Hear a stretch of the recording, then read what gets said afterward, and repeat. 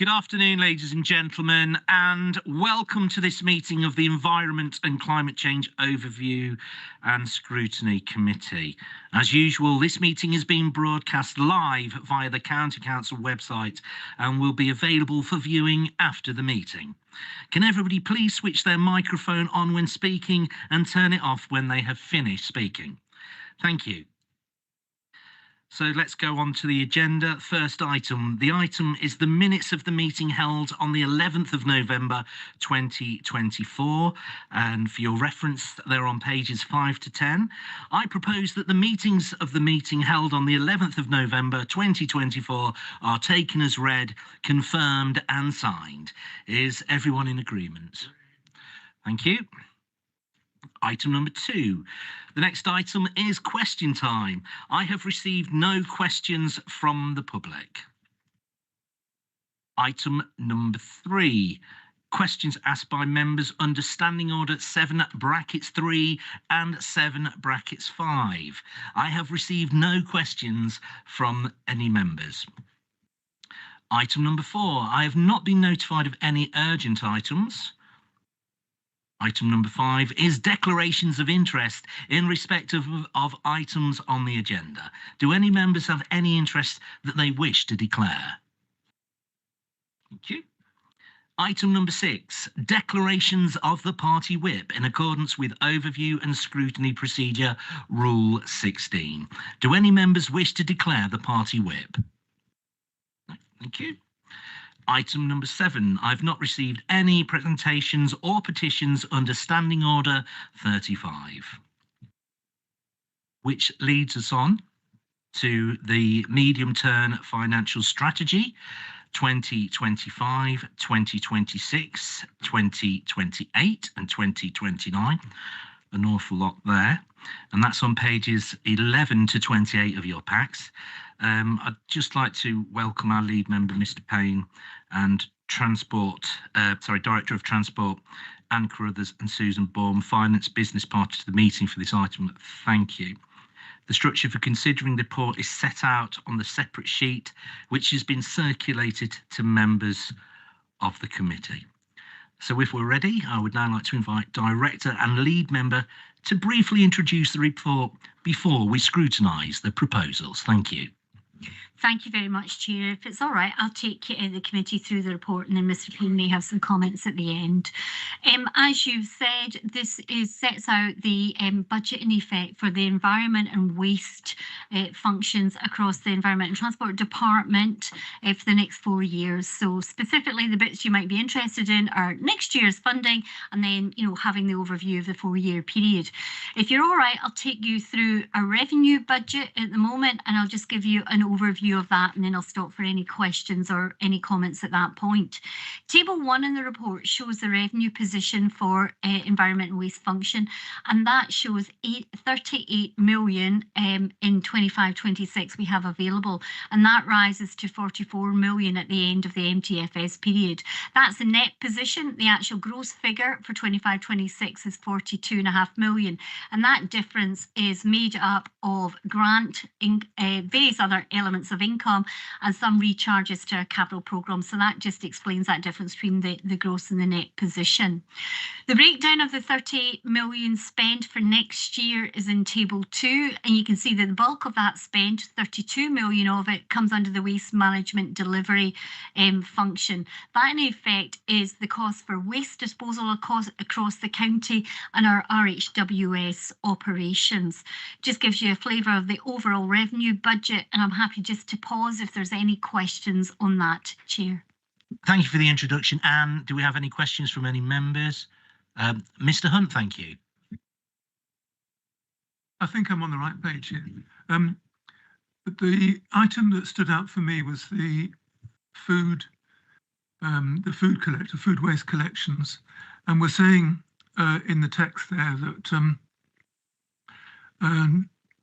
that hopefully, I think its temperament is disposal savings arising from food waste treatment. So some of the costs of food waste treatment collection, management, are intended to come from a reduction in demand, that's to say disposal savings. I think I've got that right.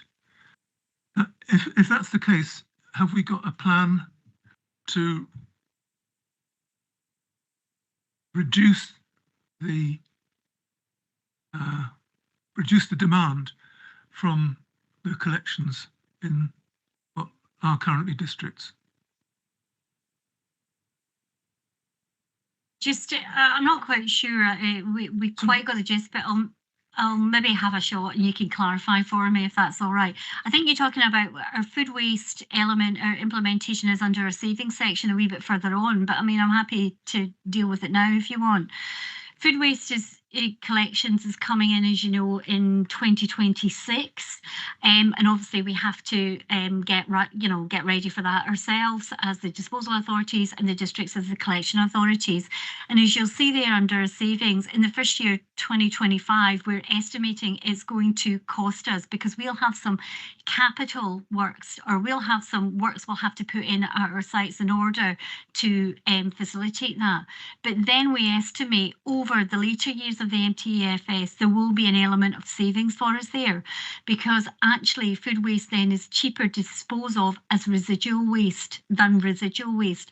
And obviously it's reducing the tonnages of residual waste, because it's taking it out of that and putting it into the food waste. I'm not sure if that deals with the point you were raising, Mr. Hunt. Well, what I'm saying is, I mean, most of my black bin waste is food. You don't throw much else away. And therefore, there's a saving to be got if the collection of other waste is much reduced. So you're taking the food waste through the new procedures you've got there, which are costing us in capital and revenue. And I'm asking, is there a plan to reduce that remaining disposal? Yeah. So, in my bin now, there's going to be very little, because most of it was food. If there's not much in my bin and everybody else, then your black bag, I think you call it black bag stuff, is going to be quite massively reduced. So there'll be savings when you deliver your waste to Newhouse incinerator or whatever. We have factored that into a future budget. So exactly as I was saying, this is looking at the cost of the food waste, as well as an element and an estimation of reduced residual waste, which is accounted for in our base budgets. Yeah, I know that, but have we got a plan to reduce it? Or are we just sitting there saying, oh, well, it's now the X and Y and it's just Y now? I mean, if you're saving money, you're saving money by reducing the demand on your black bin waste, then have you got a plan to reduce it further? Big change. It is, and I think what I would say in that, if I'm getting your point correctly, is we do have a programme of kind of about reuse, education, how people can better dispose of, one, use less, two, then recycle and better dispose of. So we've constantly got a plan on that. And as you know, food waste is just part of much wider changes on the whole waste landscape. And as part of that, we're continuing on that effort to reduce that. If I may as well, through you, Chair, I'm still sorry, forgive me, Councillor Hunt, if I'm not getting it. If the question is yes, black bag waste will go down because of food waste, and are we going to look to drive it down even further? The answer is yes, insofar as we've had reports at this previous committee about a whole suite of measures that are due to come through the new resources and waste strategy at a national level. So they include things like the collection and packaging reform. So we will see packaging become lightweighter. So if you are a resident that has, yes, a lot of food waste is the main thing in your black bin, but there is still packaging and other elements that are finding their way into that black bag waste. The whole composition of waste is due to change over time because of changes to green waste collections and whether the frequency or the charge for food waste weekly rollout collections, what's going to happen to packaging and what the packaging industry will do. It will change the full composition.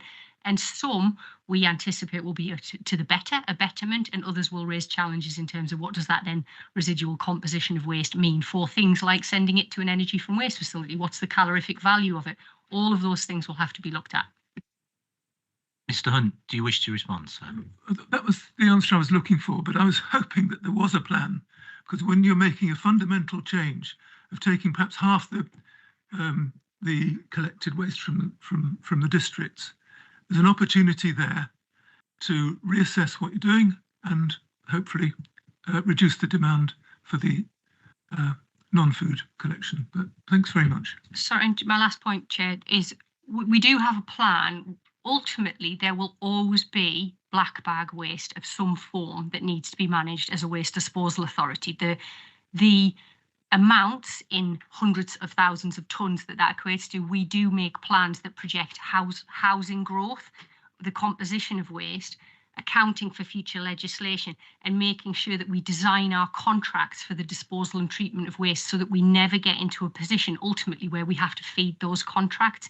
That's just a really important point that I'd add. We are not going to be in a position in future with all the changes and the reduction in residual waste where we suddenly find that we have to find waste to feed those contracts, because as a disposal authority, ultimately our challenge is to make sure that we have enough slack in the design of those contracts for a reduction in the tonnage that needs to go through those contracts. Just before I go for some concluding comments on this, unless we have any comments from members, Mr. Hunt, is there anything you'd like to add? Oh, Mr. Payne, are you okay that I just take a question from Mr. Bolter first? Would Mr. Bolter, thank you. Right, mine's quite simple. Page 12, ash dieback, money taken from ash dieback put on corporate resources. Why? So that ash dieback is increasing, so we're taking money out of that to put somewhere else. Must be a reason. Mr. Bolter, just before Mr. Payne, would it be better that you answered or commented on the first subject before we actually go on to ash dieback issue? I can perhaps answer both. So in response to Mr. Bolter's question, and we have learned officers of the finance department and the department overall, I think it's an accounting issue. I think the corporate resources department, or the actual department that employ the teams of people that go out and do the work and the maintenance and look after the trees. So the budget's being transferred from this department, has the responsibility for the strategy exchequer, to the actual team that's going to do the cutback and maintenance, and that's why that provision's in there. In response, just to add to Mr. Hunt's question, in addition to what's already been said, I think the report does go into some detail, I think from paragraph 22 onwards, about the major driver. Actually, waste is growing in Leicestershire because household population growth more generally. So I think the challenge is in context of a rising demand for disposal and collection services. So in that context, I think the director explained that we do have strategies, reuse strategies, and there is a waste and resources general strategy that we try and work to. But I think what would help is further clarity from the government as to how we should operate and behave and discharge certain provisions within the Environment Act that was recently adopted, and the other flux of new policies that are coming in from extended producer responsibility, as has just been spoken about. Where we stand in terms of what resources we will get more over the medium to long term in terms of those new policies. So once we have clarity from central government as an authority, we can then start to build out the existing plans we've got, and if need be, completely rejuvenate those plans to accommodate a new picture. But at the moment, we have to work with what we've got, and I think we do very well just to try and mitigate the actual growth of waste and deal with the cost of disposing of waste so appropriately in Leicestershire. Thank you, Councillor Payne. I'm aware that ash dieback will possibly come up again later when we talk about trees, because that is on the agenda. Mr. Bolter, are you satisfied with Councillor Payne's response?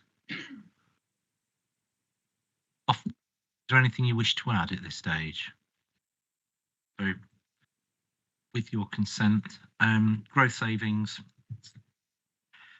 So we're going to go on to growth, savings and proposals. Members are asked to note the growth and savings proposals have been categorised as follows. Item unchanged from previous MTFS and, sorry, budget transfers and adjustments, which is paragraphs 8 to 13 or pages 12 to 13 for your reference. And is that for you to provide commentary? Thank you. Chair, I wasn't actually going to make any particular points on the budget transfers and adjustments. I'm happy to take any questions on that, and I'm sure Susan can assist if needed. I was going to maybe go on to the growth section, so maybe if I cover that, and if there's any questions on either element, we can take that from members. I've got no objections, Anne, so thank you. Thank you, Chair. Just a reminder, growth is what we require over and above our core budget in the coming years because of new activities or further costs involved in our existing service. So just to have a look at what we're saying for environment and waste, you can see from table 3 in the report that for next year we're looking at 250,000 in growth, but that rises to just over 7 million by the end of the MTFS period. If you take the 250,000 first for next year, that covers market premium and retention payments that we're having to pay on hard to fill roles within the service area, as well as increased costs to arising from some new statutory changes.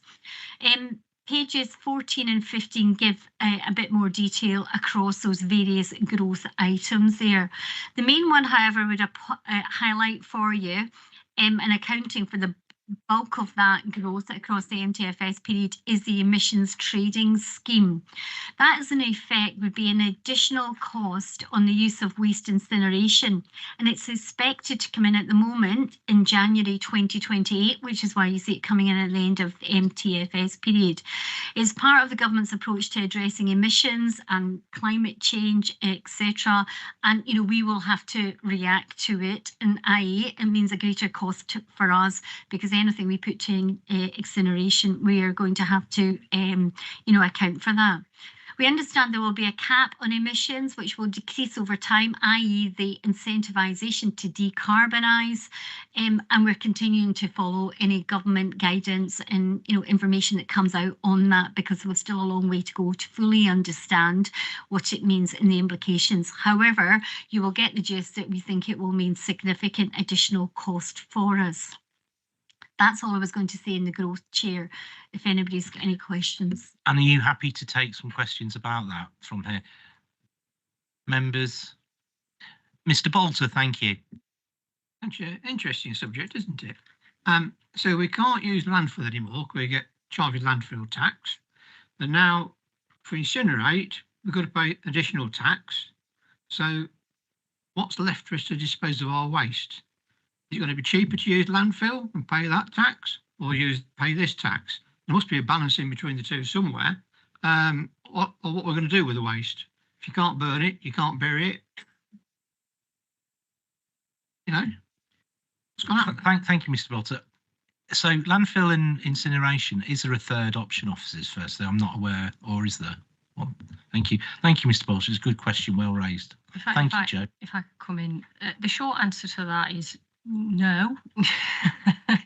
There are technologies out there, but I would put them in the unproven category: pyrolysis, gasification. I'm talking about infrastructure and technology that is viable at scale across the UK, and from a technology perspective, something that the County Council as a disposal authority could be assured of its confidence that it will deliver in terms of its functionality.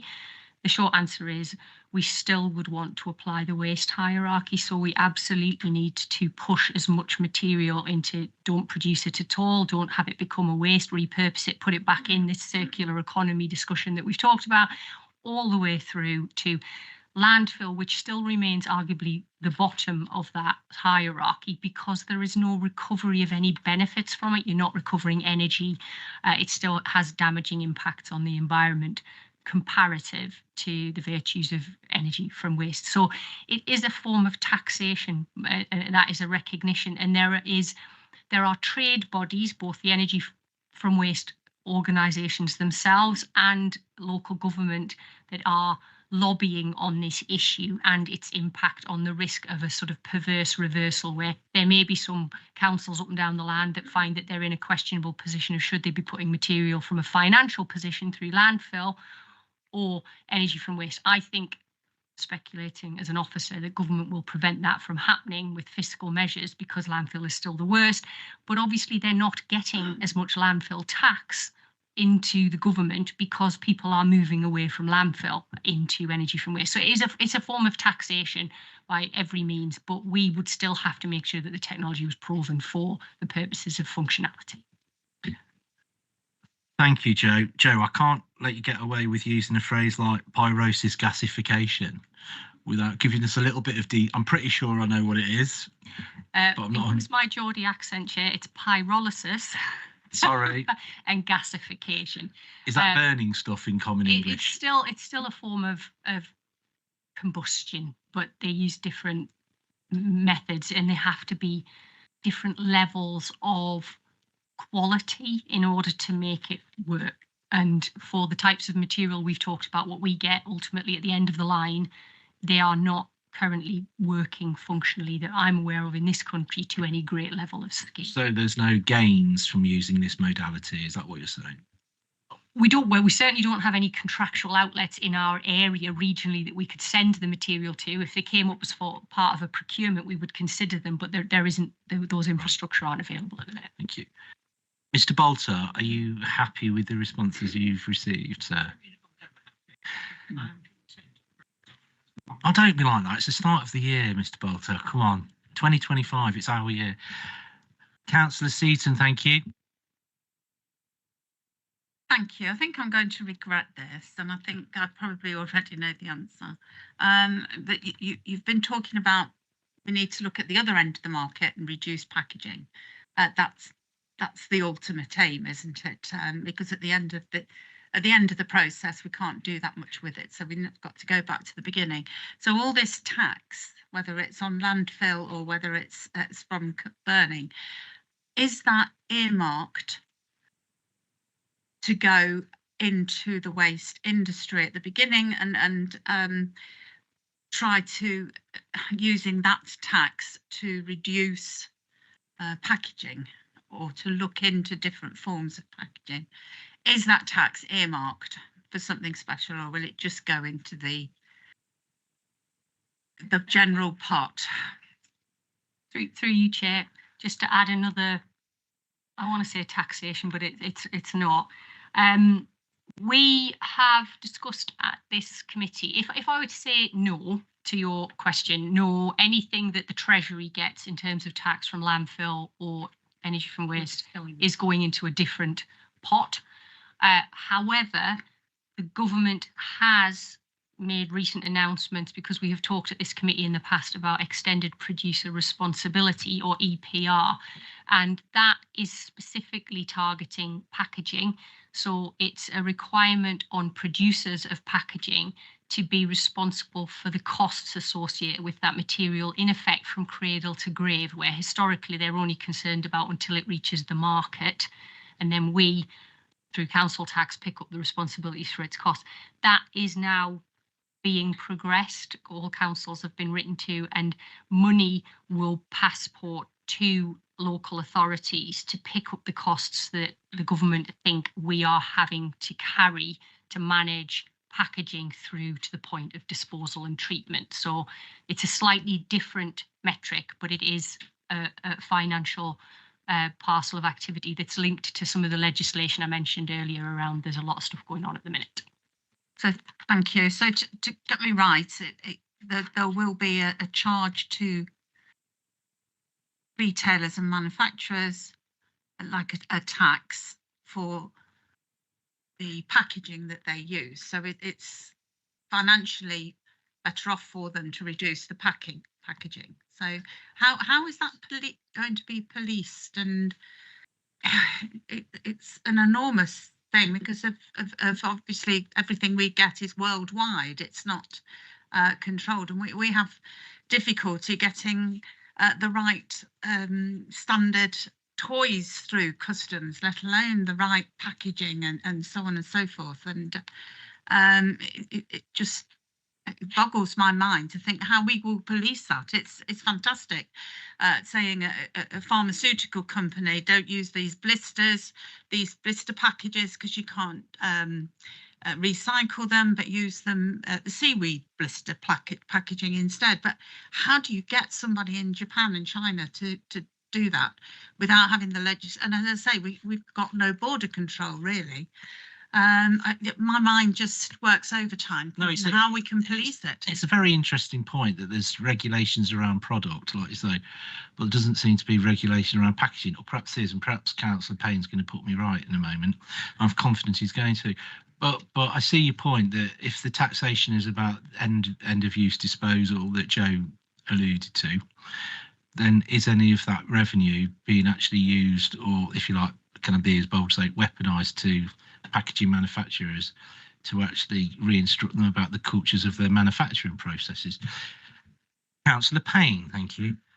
Well, so in answer to the question, it's already happening, and we've actually been indicatively allocated £6 million as an authority from next year, 25-26, as part of the extended producer responsibility, which is, as has already been explained, if you like,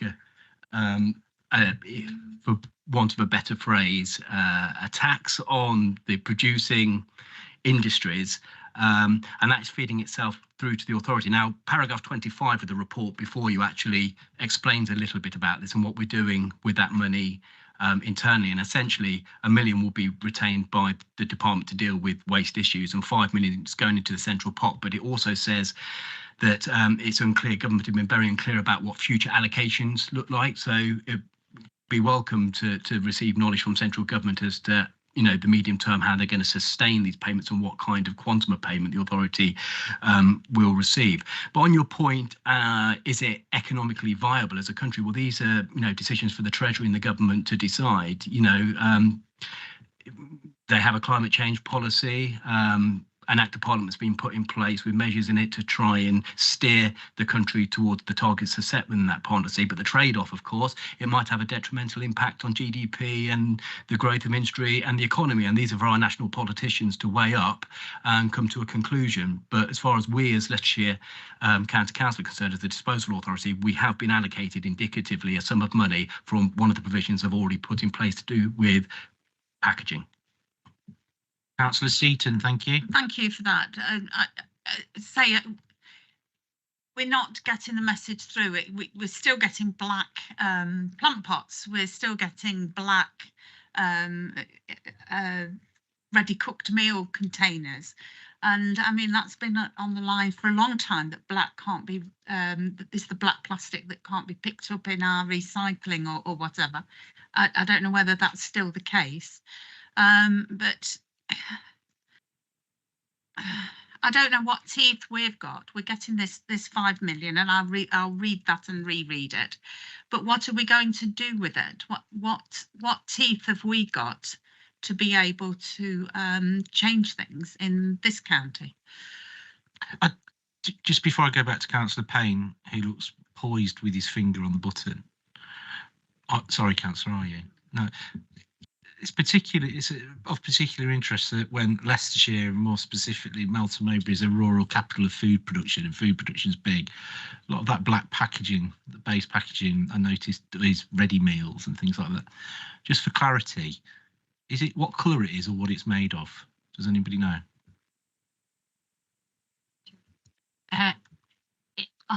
It's incredibly complicated. Joe, I don't want. It's Wednesday afternoon. I don't want an incredibly simplicity. I'm more worried that my director may hit me if we're never going to get past his PR. But through you, Chair, extended producer responsibility. Just to add to what Councillor Payne said, the government has set up a body called the Scheme Administrator. It has staff. It's an organisational structure. And in effect, it's, let's say, a clearinghouse between industry and enforcing what they have to pay, depending on who they are, what they produce, how complicated that material type is, if it's non-recyclable because they've merged two materials together, or it's the wrong colour, and it's many things. And there are even things that, let's say, are on a red list. They're so bad, they're so terrible to recycle. Why are you making them that way? They would pay a premium per tonne. And then you have ourselves, the local authorities at the other end, both collection and disposal, who will get a payment to reflect the fact that we're picking up the tab to manage those materials. And the short answer is it's fresh out the box, as Councillor Payne said. It's just starting. However, it will, what the whole purpose of the sort of financial stick that we'll hit industry with is that the payments to local authorities should go down, because you're managing away bad packaging choices and behaviours, and industry will change their behaviour because they don't want to have to pay in the bottom line, or us as customers who buy those products. But it's absolutely in its infancy. But what we will start to see is a removal of black plastic, stab, ping containers, etc., because it'll be costing them in how they're manufacturing them, because they have to pay the scheme administrator, and what they want is less material that's falling into scheme administrator territory, and then it drives down their costs. They pay less, but we ultimately, as the disposal authority, see less of that material in the waste stream at the other end. Thank you, Joe. I'm happy to take one more closing comment before we go on to savings. Councillor Payne, is there anything you want to add? Sorry. No, we've extended enough, I think. Yeah, I appreciate that. I'm sure we could talk in length even further. Can we go on to paragraph 16, 17, Appendix B, pages 15 and 17 to page 25, talking about savings? Thank you. Thank you, Chair. Savings and SUDS, savings under development. Table forward gives the savings we're working towards across the environment and waste, and as you'll see, that total is just over 1 million. It's made up of a number of initiatives, including things like maximising income through our RHWS and maximising our trade waste income, the RHWS operating hour changes that we're currently in the process of implementing across our sites that previously come to scrutiny and has been approved by Cabinet, and also reviewing our charges we make. The only other point I would highlight, and we've touched on it, is food waste, and that comes into operation April next year now, 2026. It needs some capital investment up front, but then will drive savings later on when operational.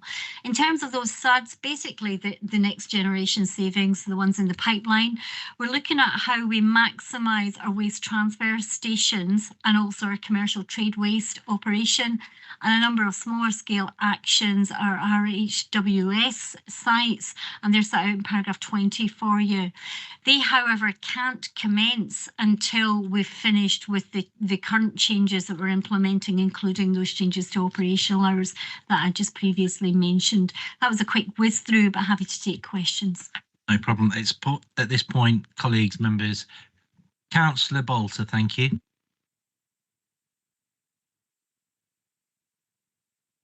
ET12, reduction of hours for the sites.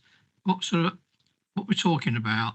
Is it going to be the same as the winter hours, or we're going to how's that going forward? And what effect that's going to have on fly tipping?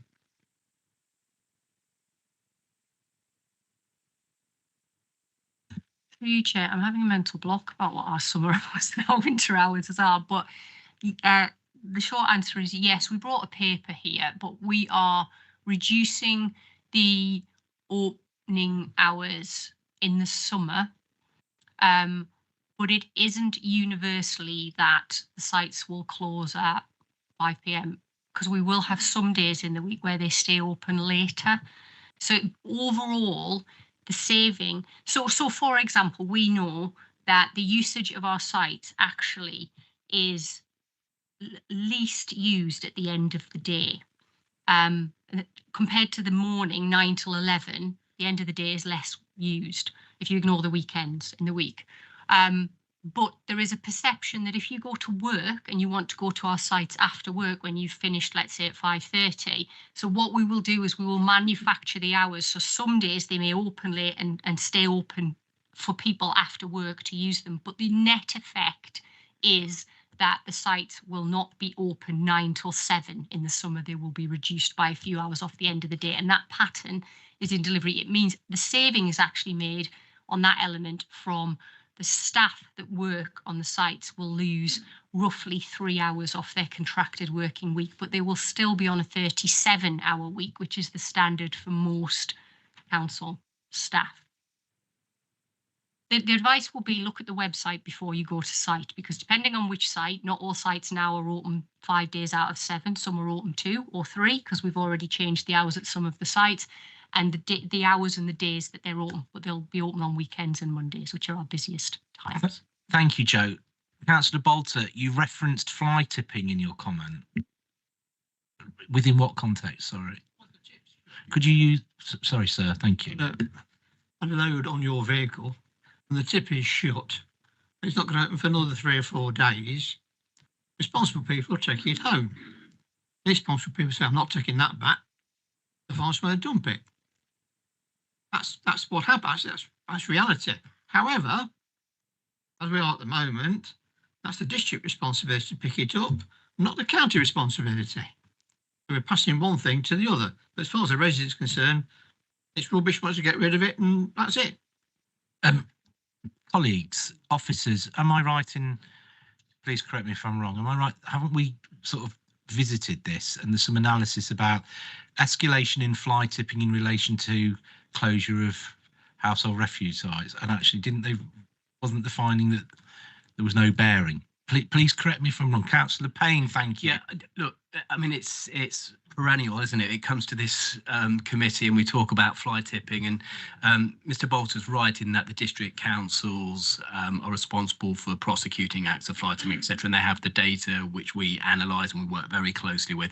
It's not entirely correct to say that it's the district council's problem, because as I previously said, although the district council will pick up the cost for enforcing and investigating events of fly tipping, we pick up the cost for disposing of that fly tip material. So, you know, we do bear some of the costs, so it's in everyone's interest to try and manage fly tipping as best as possible. But we revert back to what we already say, it's an illegal criminal activity.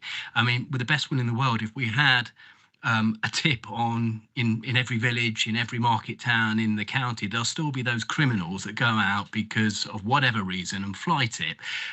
It's just impossible to put a service in place that will completely eradicate fly tipping. And just to complicate matters, we have to deal with reality and we have to manage our budgets here. And we have we don't have 14 waste and recycling sites now. We have 13 waste and recycling sites, which is quite a generous provision per capita in Leicestershire. So we do our best with the resources we have, and we will continue to play our part and work with the borough and district councils and in the police and every other authority, including the Environment Agency, to deal with issues of fly tipping. Thank you, Councillor Payne. I'm eager not to go down any rabbit holes this afternoon, but with the way we have finessed our provision for tips, as Councillor Bolter calls them, have we noticed there has been an increase in fly tipping reports? I don't expect an answer now, but have we noticed any changes? Chairman, at a lead member meeting a few months ago, I was provided with data because, like I said, I've asked for it to be brought to certain meetings, and the most recent data, there was nothing. I mean, it exists. There's still fly tipping in Leicestershire, unfortunately, but there's nothing so out of kilter that, you know, I'd say that there's a problem here that we need to investigate further. We just have to manage the episodes as they are and do our best to try and reduce them over time. But it's interesting, and I've said this before, where you have a borough and district council that focuses on enforcement in any particular period of time, maybe a year or two, you'll tend to find their stats go down in those areas. There are less episodes of fly tipping, but the neighbouring boroughs where they're not focusing on enforcement, those stats go up. So there must be something in enforcement. The more that's enforcement that takes place, the biggest deterrent there is to prevent people from fly tipping material. Thank you. Mr. Bolter, are you happy with Councillor Payne's response? Well, not happy. I know you're never going to be happy. I mean, intent, that's progress in the right direction. With your permission, colleagues, can we move on to other factors influencing the MTFS delivery, which is paragraphs 22 to 28 on pages 17 to 19, and other funding sources, which is paragraph 28 on page 19. Thank you, Anne. Thank you, Chair. And as we've already mentioned during the meeting, the factor that does influence some of our costs is particularly the waste tonnages, and we've mentioned population growth. What we have been seeing is a drop per household in terms of waste tonnages, but that's been outpaced by the increase in households we're seeing with that, new development happening across the county. There is a national push, from government for more housing, etc. And we are no exception across Leicestershire with that. We do expect those proposals and Joe's alluded to under the collections and packaging reforms to continue to reduce household waste. However, again, there'll be an impact then when that plateaus off, whether we can still see that reduction, etc. So very much one that drives our cost in future. It's a demand-led service and we have to react to that, although we do everything we can to manage down the amount of waste in the end that is produced. We also need to keep under review the continual education and information campaigns. I did allude to those earlier that we carry out across the county to elicit better behaviours in relation to reuse recycling. We're also seeing significant national changes. The food waste is just one aspect and EPR another one of that. Some changes are now costing the council more, such as no longer being able to charge for waste, DIY waste or RHWS sites. And that massive potential cost we're seeing through emissions trading. So again, we are just reacting to changes under the regulations. Another factor, however, for us is recruitment and retention. It's a big issue, and you'll see some stats there. Only 78% of our posts on the waste side of the business are filled with LCC employees.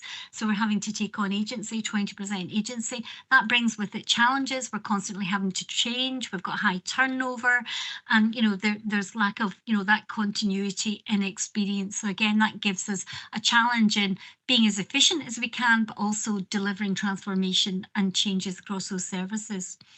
Thinking about the environment and carbon reduction element of the remit, you're aware we've revised our net zero targets, and we'll come on to talk about that later in the agenda. We've pushed them back 5 years, and that's increasingly challenging to meet those given our financial position. As I say, we'll come on to discuss that a bit later in the agenda. However, last point I would make, for further savings across this service area, the big spend areas, as you saw up front in our revenue budget, is in the waste disposal contracts. We'll continue to seek to reduce those every time we go out to reprocure those contracts. We seek to get best value for money and drive that efficiency. However, we do have that statutory duty to dispose of the county's waste, and ultimately we have to pay the price the market is asking. The only other large area we've got for potential further savings is the RHWS, because that's the next biggest spend area. And again, all that could mean is further service reductions. So it's very difficult, in the long term to see, or the medium to long term, to see where we can take significantly more savings out of the environment and waste area. Thank you, Chair. Thank you, Anne. Thank you, Councillor Page. Yes, thank you. Just a very, very quick question, because for my information only, page 20, we are talking, the capital programme. Could you please explain to me what we're actually spending the money on the Ashby Canal on? It keeps popping up and we're talking about saving here and there and everywhere, and then I keep seeing the Ashby Canal. So what are we spending the money on? Could you just clarify that for me, please? Thank you, Councillor Page. Anne, thank you. That is, we have a responsibility for that section of the Ashby Canal that we own, therefore there are ongoing maintenance costs. And unfortunately, I would say at times we've had some things like canal breaches, etc., which have cost far more than that. So we have had to add, ask for additional growth from our corporate finance colleagues. But that's what that annual budget is for, ongoing maintenance of that asset, because it's our responsibility. Anne, can I just ask, sort of off record, why do we have responsibility for that particular bit of the river or the water when we don't for other bits of the river? I'm sorry, I'm reasonably. Just that bit. What? We own a little bit of the river, but the EA and Severn Trent own the other bits. Through you, Chair, today for me is the day of very good questions with very complicated answers. The Ashby Canal has an incredibly long history on it and predates my time with the council, but more than 2 decades ago, there was an opportunity to secure European funding to set up a consortia of organisations, local organisations in the area, to restore the canal, much of which, by the way, is not canal at the moment. It's fields with the right to put the canal back in that were filled by the coal board when they exited. But so the ultimate history is we, as the county council, were one of the partners on that consortia that applied for the government funding. But we secured it, and over 20 years ago, it only required about 3.5 million to restore the whole thing, which in today's money is about 25 million. But we couldn't secure the commitment of the landowners to enable us to restore it. Hence, we have secured a Transport and Works Act order, which mandatorily gives us the right to restore. But in trying to pursue that right, we lost the European money, but we retained the legacy to support its restoration. But there are plans, and we are working with those stakeholders to explore whether they are best placed in the longer term to do that without the support of the county council because of their status as a non-government body to secure funding, etc., etc. But that is a long ongoing piece of work that we've been working on for a number of years. Wouldn't it, in respect of the financial fragility of the council at the moment, wouldn't it be better to put that in trust of something like a waterway society or a canal trust other than us? It sounds like we're carrying a bit of a white elephant there. I'm not going to get into that. How long are we talking about? I mean, in mileage, not time. How long is a piece of string? Are we talking about a bit of canal the size of this room? Or are we talking miles? Yeah. It's about 4.5 kilometres. I'm looking at Vicky in the wing. So there's some considerable responsibility there. There are various sections, but there are also bridges. We need to get across the main road in Measham. These are not small issues in order to, and then potentially longer term, connect it up to where Donisthorpe, Conkers, etc. You know, to connect that waterway to other waterways. It's a complicated project, but I don't know that if we were looking to be involved in the restoration of the canal now, I don't believe it would form a priority for the county council, but it was an opportunity at that point in time. And it was actually linked to sort of the social deprivation in that part of the county and an opportunity to bring forward tourism and other things. The ambitions were sound, but the financial situation has changed substantially since the original project was conceived. I understand, Joe. Councillor Page, thank you. Yes, I'm not. That's good enough for me. Thank you. It just explains it because it was just bugging me because it kept popping up. And I see you stuck with a predicament here. Another a little bit of a off the wall idea from me. Now, going back to fly tipping, and I'm not going to moan that I've got it all in my division when the tips are closed and I keep having emails and phone calls galore. I'm just looking at the wider picture, and if there is, no, not if, there is a cost to us as the county council by disposing of it. And for instance, in my area, it's truckfuls because of, you know, certain things. Anyway, so would it not be prudent in order to evaluate whether the cost of disposing and working with the district to have a media campaign in order to, you know, highlight again, like we did many, many years ago, that, you know, fly tipping is a crime, and to work, would it be prudent to do so in order to save money and get that, you know, out there? Thank you, Councillor Page. I can almost anticipate what Councillor Payne's going to say. No, I can't, but I just want him to say it. Yeah, no, they're two great points. Firstly, the cost of disposing is baked into the overarching budget, so it is factored in. And when we talk about savings, it's in that context, the cost of disposing of waste, and then we're looking to make savings as a department on top of that. The second point about campaigns, yes, they do exist. I remember when I've been in this role in one form or another to do with the waste department for many, many years. And I remember when I led Harbour District Council, I was also lead member of the, I forgot what the department was called back then, but it was fundamentally the same function that we do now. And fly tipping was on the rise, most definitely, when we looked at the data, and it horrified me. And when I dug a bit deeper into it, even as a leader of a council, I was even more horrified to find out that as a district council, we weren't prosecuting or investigating any of the incidences. So it's through my instruction as leader that we set up something called the tip-off campaign in Harborough. And one of the things I had to do as leader is delegate the responsibilities for the investigations to rugby council officers, because we didn't have the qualified personnel and the trained personnel in Harborough to actually undertake the investigations, etc. Now, that's got traction over the years, and I can see a lot of other authorities have followed suit, but I've also been interested in keeping an eye on fly tipping because I care about it. It's an abhorrent crime. It should not happen. I do accept that, you know, when we change waste and recycling, open times, etc., that may well have an indirect passive impact on people's behaviour, but it shouldn't. It's a crime. People should not do it, and they should be held to account if they are caught doing it. So I encourage borough and district councils who have the enforcement responsibility to discharge those responsibilities appropriately.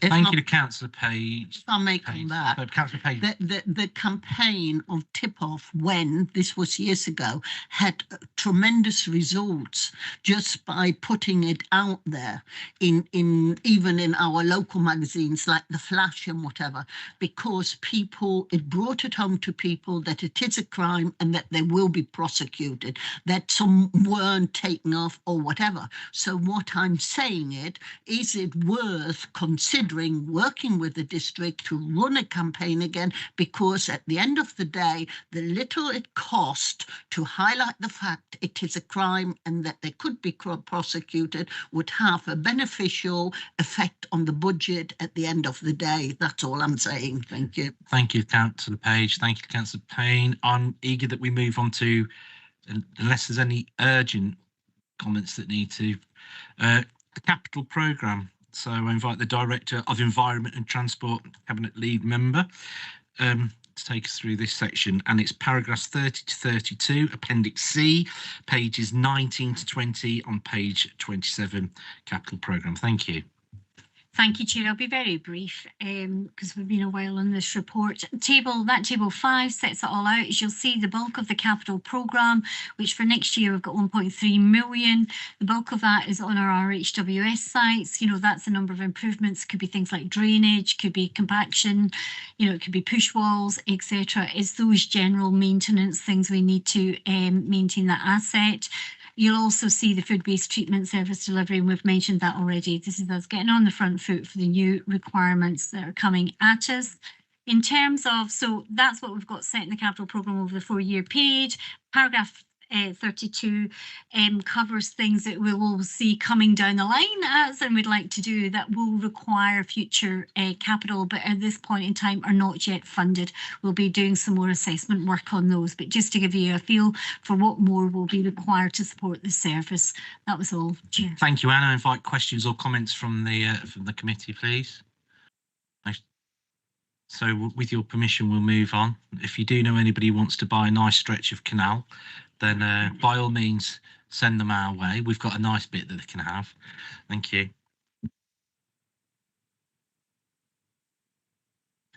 Not that I'm doing any selling or anything like that. Recommendation, we asked to note the report and the comments made by members today will be presented to the Scrutiny Commission on the 27th of January and the Cabinet in February. Are we all happy with that? Thank you. Thank you, colleagues. Moving on to item agenda 9, Environmental Performance and Progress Update Report for 23-24. And this is on page 29 to 148 of your agenda pack. Joe Guile, Assistant Director, talk us through this for Environment and Waste Management, and you're going to present the report. Thank you, Jo. Thanks, Chair. I've brought a small army of supporting officers because they've done all the work on producing the report, and we have talked in the past about it's so cross-cutting across all the departments that if we can answer the questions today, we will. So hopefully we've got the right people in the room.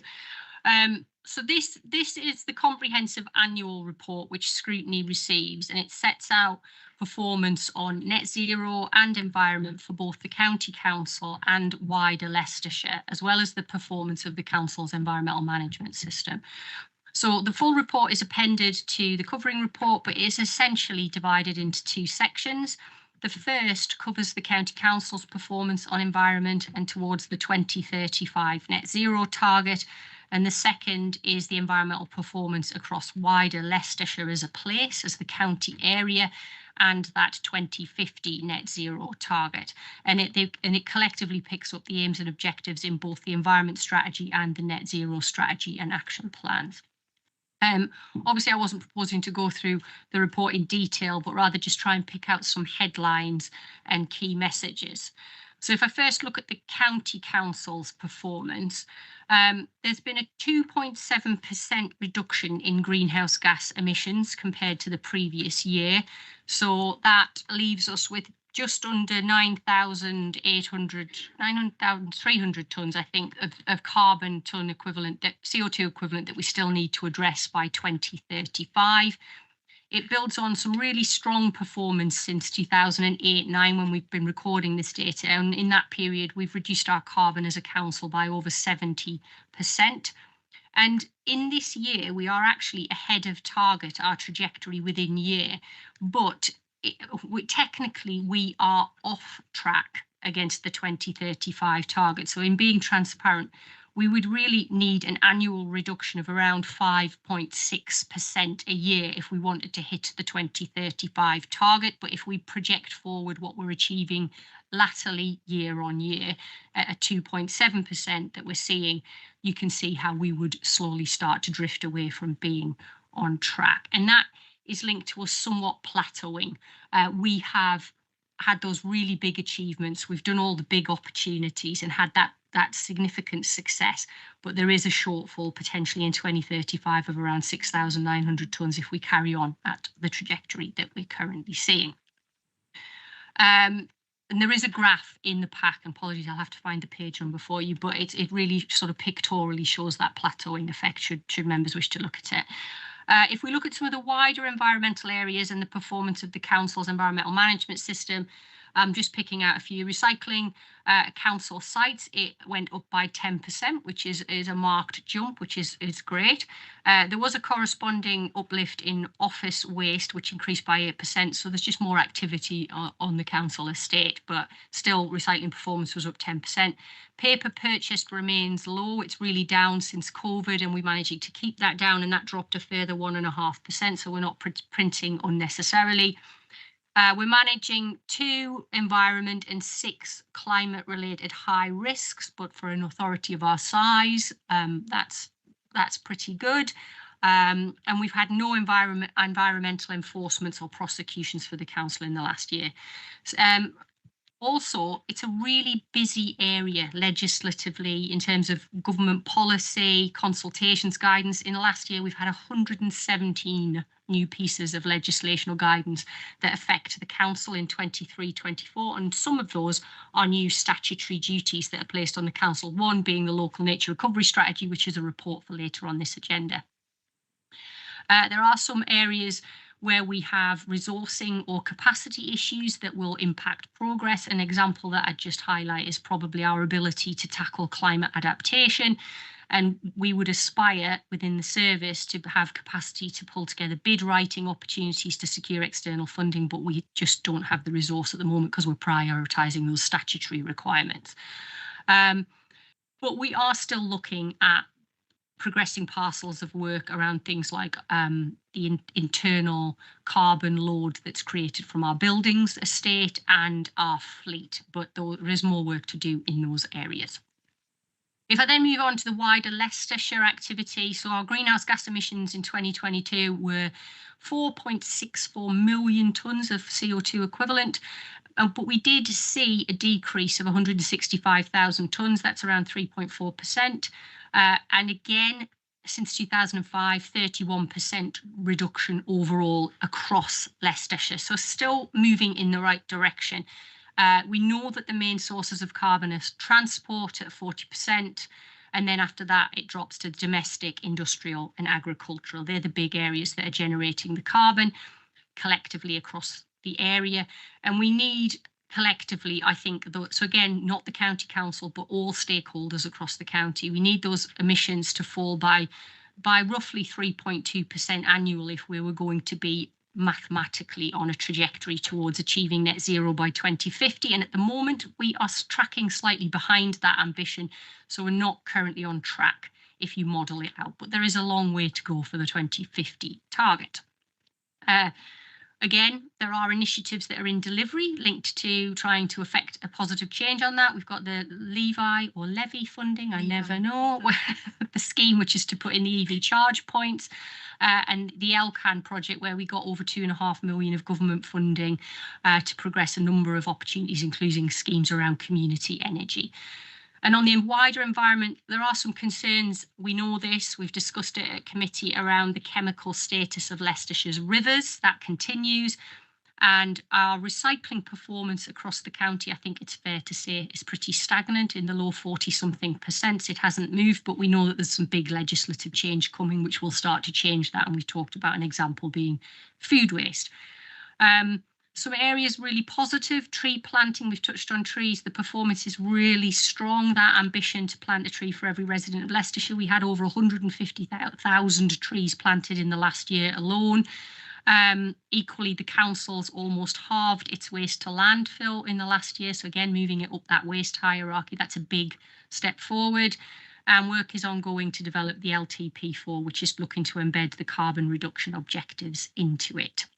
So just in terms of conclusions, overall, the gains have been made on net zero, both for the county council and the county, but we are not currently on track. And that will require partnerships are going to be really key, as potentially will be really clear advice and support from central government for us to take that forward. Lots of activity on wider environmental agendas and projects, but with such a busy legislative area with those magnitude of change and the agenda expanding, it will put pressure on the council's resources. So prioritisation is going to be really key. And that feeds potentially into the next paper on this afternoon's agenda. But I'll pause there, but I'm very happy to take any questions. Thank you. Thank you, Jo. Before I go to Councillor Hunt, am I right in just summarising the favourable variances that we've had, a result of us harvesting the low-lying fruit, the fast, quick gains we've done, and consequently, does that mean that by law of diminishing return, that our job is going to be considerably harder going forward? Yes. I like a nice straightforward answer like that. Councillor Hunt, please. Thank you, Chair. First of all, I'd like to thank the officers concerned for producing the report and for all that they do. Just for the minutes, in case the Cabinet read them, they're not a small army of people. They are a small group of, as the report later says, working beyond their capacity, and I'm sure they are. The presentation is highly readable. It's just useful with the big figures to have a figure to go against, last year's performance or last quarter or whatever it may be. But I'm looking at page 31, the bottom of page that. It's Roman 6, and it's about warm homes. It doesn't actually say that, but I think that's what it's talking about. Now, 51% of existing domestic properties have a rating of C or above, means that about 49% don't. That seems quite a high proportion for a county like Leicestershire. So there's lots of work to do on that. But what it doesn't mention is that the Warm Homes grant pool has gone up significantly this year, including I think leased properties as opposed to homeowners or property owners. Would the officers like to say something about that? How that grant will be distributed and whether we can make an inroad into that 49%? Thanks. Councillor Payne, please.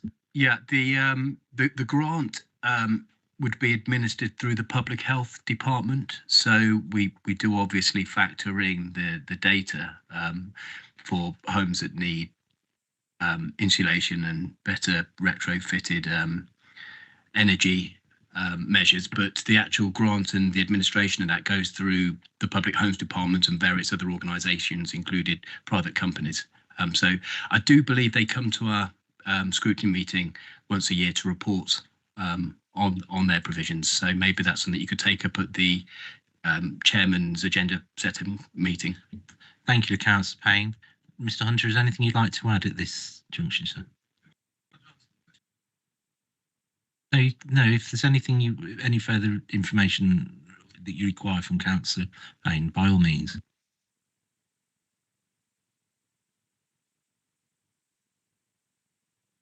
Mr. Hunt, could I courtesy and politely ask you to put your microphone on? Just repeat that. Sorry, sir. Thank you. To be fair, I think it's a straightforward question. If we record it, and maybe the Public Health Department can write to Mr. Hunt and the committee members with the answer. Would you be happy with that, Mr. Hunt? Thank you. Councillor Bolter. Thank you, Chair. Yes. Page 31, Roman 10. New ways of working. More difficult to achieve some of the council's environmental targets. That's one question. The other one is I'm still very disappointed we've extended the net zero for another 5 years. I think that's a retrograde step. We've got extra flooding going off now caused by climate change. I thought climate change would have been the first things we actually tried to tackle to save other problems down the line. I know it's a financial problem, but you know, we won't be here if we don't do something about climate change. Our grandchildren won't. So I think it's important we do something about it as soon as possible. Probably the government for more money, maybe, but you know, we need to take that up. The other thing that does concern me is we're pushing the use of electric vehicles. Could be a good thing, might not be. What concerns me is the disposal of the batteries for these vehicles. Because as far as I know, there's no way they can be disposed of at the present time. So that needs to be addressed before we get too far into this lark, because some vehicles are now 3 years old. An average life of battery is about 3 years, maybe 4 years. So somebody's going to have a massive problem. I hope it's not us. Mr. Bolter, at the meeting that we attended last week, that some electric vehicles were referred to as the Betamax video of their time. Yeah. I'm not going to get drawn into that too much, but Anne, would you like to comment? Thank you. I could start, and then if I can hand over to some others, if that's all right. In terms of the ways of working, some of the challenges, just to give you an example, are things like food waste. When everybody came into County Hall pre the pandemic, we had food waste recycling because there was people here to administer that. When we've only got partial numbers in County Hall and people are working at home because we've got new ways of working, etc., we no longer operate that particular activity because we don't have enough people in to do that, so the waste will lie longer, etc., etc. So there's certain things that have happened. It's a bit of swings and roundabouts. There's pros and cons on it, but it's certainly been different from the pre-pandemic way of working we had, where we all came into the office kind of Monday to Friday. It's added a layer of challenge, I think is what that's trying to express. On the 5-year target, we had this debate probably just over a year ago. because, you know, it went to Cabinet with the MTFS, and that's when it was agreed, but it came to the scrutiny first. And, you know, absolutely, yourselves and your colleagues expressed similar things you've expressed now. And I think, as we all understood, however, the financial reality of the authority was such, there was only so much we could do. Therefore, the sensible thing was to amend those targets to realistically put an action plan in place for those. So that has been agreed last year's Cabinet, as you know, and the next report will address those revised action plans in line with those targets. On the EV battery point, I'm going to hand over to my colleague James O'Brien, if I can, who's got a bit more knowledge on that. Thanks, Anne. Yeah, my understanding on the EV batteries is that every effort is made to reuse and repurpose the batteries before disposal. So you will have them used for energy storage, basically placed within a shipping container and become a big battery bank. Because even though they may not be good enough to operate a car, they are good enough to store energy to be used for a domestic property or a business, whatever else. And at the point of disposal, as you can appreciate, electric batteries contain quite significant precious metals and chemicals, and every effort is made to extract and reuse and repurpose those metals and chemicals as well. So as I understand it, there's very little waste issues with electric batteries. So I do not believe that there is significant concerns around electric batteries, as I understand it. It's not my area of expertise, but it's what I've read. I have concerns about electric batteries, because there's no way that batteries can survive in perpetuity. They dissolve eventually. There's no, otherwise we would have forces that are beyond the science that's known to us. That those, but I don't think we're actually addressing the issue. I think we're delaying it. I think eventually those batteries will become absolutely redundant and will have to be disposed of. So actually repurpose them for 6 months longer in a shipping container, in my opinion, is just deferring the issue, not addressing it. Well, I'm like you, Mr. O'Brien, I'm not an expert in this either. Can I just pick up on a point that Mr. Bolter made? I sat on the panel for New Ways of Working. And when I was on the New Ways of Working panel, it was about actually finding ways to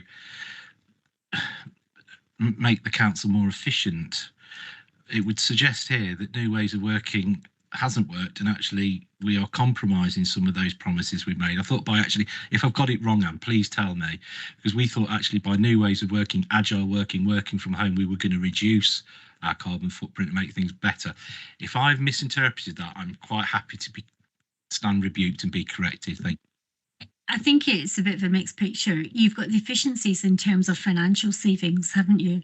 And then you've got your environmental aspect of it, isn't there?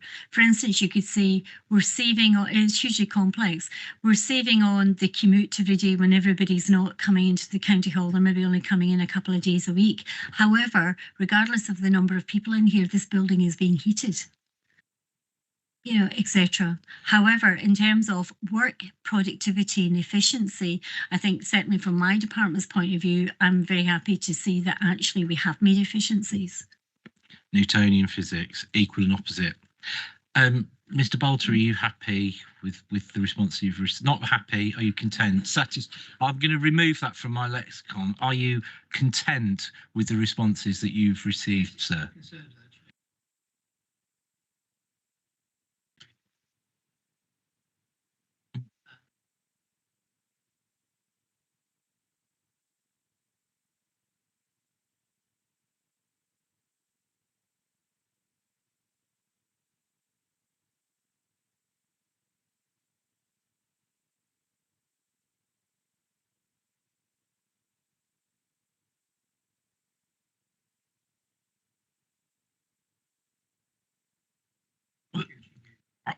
I think we'd all agree, ethically and morally, some of it is questionable, but I think it's outside the gift of this committee. And I don't think it's an issue that's indigenous to Leicester or Leicestershire. I would say this is a national and arguably an international problem that we are yet to face. Mr. O'Brien, is there anything you'd like to add in response to what Councillor Bolt has requested? Councillor Payne, or was that anything you want to add? No. No, I think the report's been put together I do. superbly, and it's very clear I where do. we are. I think it's excellent. Any other questions or any other statements from any members? Councillor Page. Wow.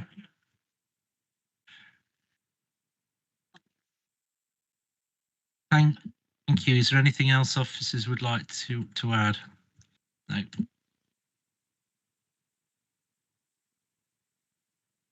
Okay, colleagues. Thank you, members. Item of 10. The next item is the Environment Strategy and Net Zero Strategy Revised Action Plans, which is pages 149 to 212. I'd just like to say I think this is an excellent report, and I think it's very accessible, very relatable, and I think it's got all the bits in there that I'd certainly want to read. So somebody would like to just take that through us. Thank you. It's you again, Anne. It is. You've got a starring role this afternoon. There we are. Here, honestly, but thank you, Chair. Yes, I'll take you through this one if that's all right. Now, there are two aspects to this paper. There's the Environment Strategy and Net Zero Action Plan reviews, and then members might have noted towards the end of the report we've got a proposal on a mint control policy. If it's all right, Chair, I suggest I just take you through the action plan reviews first, and then we can maybe have comments, debate, question on that, and then the second part, if that's okay with you. Okay, as the committee knows, and we've just referred to in the last item, that our targets for the county council and the county to become net zero had been pushed out 5 years due to our financial constraints, and they were pushed out to 2035 and 2050 respectively. That necessitated us revisiting our environment strategy and net zero strategy action plans to reflect those new target dates in that situation. And this report sets out those revised action plans and seeks your views prior to going to to Cabinet in February. Carrying out the revisions, what we did, we undertook a prioritisation exercise, and we also did alongside that an efficiency review. The efficiency review concluded that the carbon reduction and the environment teams were working effectively in what they were doing, and they were prioritising effectively as well. However, the environment agenda is significantly bigger than we're able to resource within those teams. The prioritisation exercise identified a number of areas that activity could be reduced, and that includes our reporting, being more selective on activities we undertake, such as consultation responses, and also reducing partnership working where there's limited direct impact on some of our strategic commitments. What this work means for the action plans is that we've significantly streamlined those actions that we're able to undertake within the existing staff resource. The priorities include, and I'm sure you won't be surprised at this, but firstly, our statutory duties, and we've had a number of new ones there, including the local nature recovery strategy, next report on the agenda as well, and also our strengthened biodiversity duty as well. The Environment Strategy Action Plans included as Appendix A, and it covers a 5-year period from 25 to 30, and we do propose refreshing that annually. And it accords with the principle that we've operated to and working with partners and encouraging others to act to do their bit.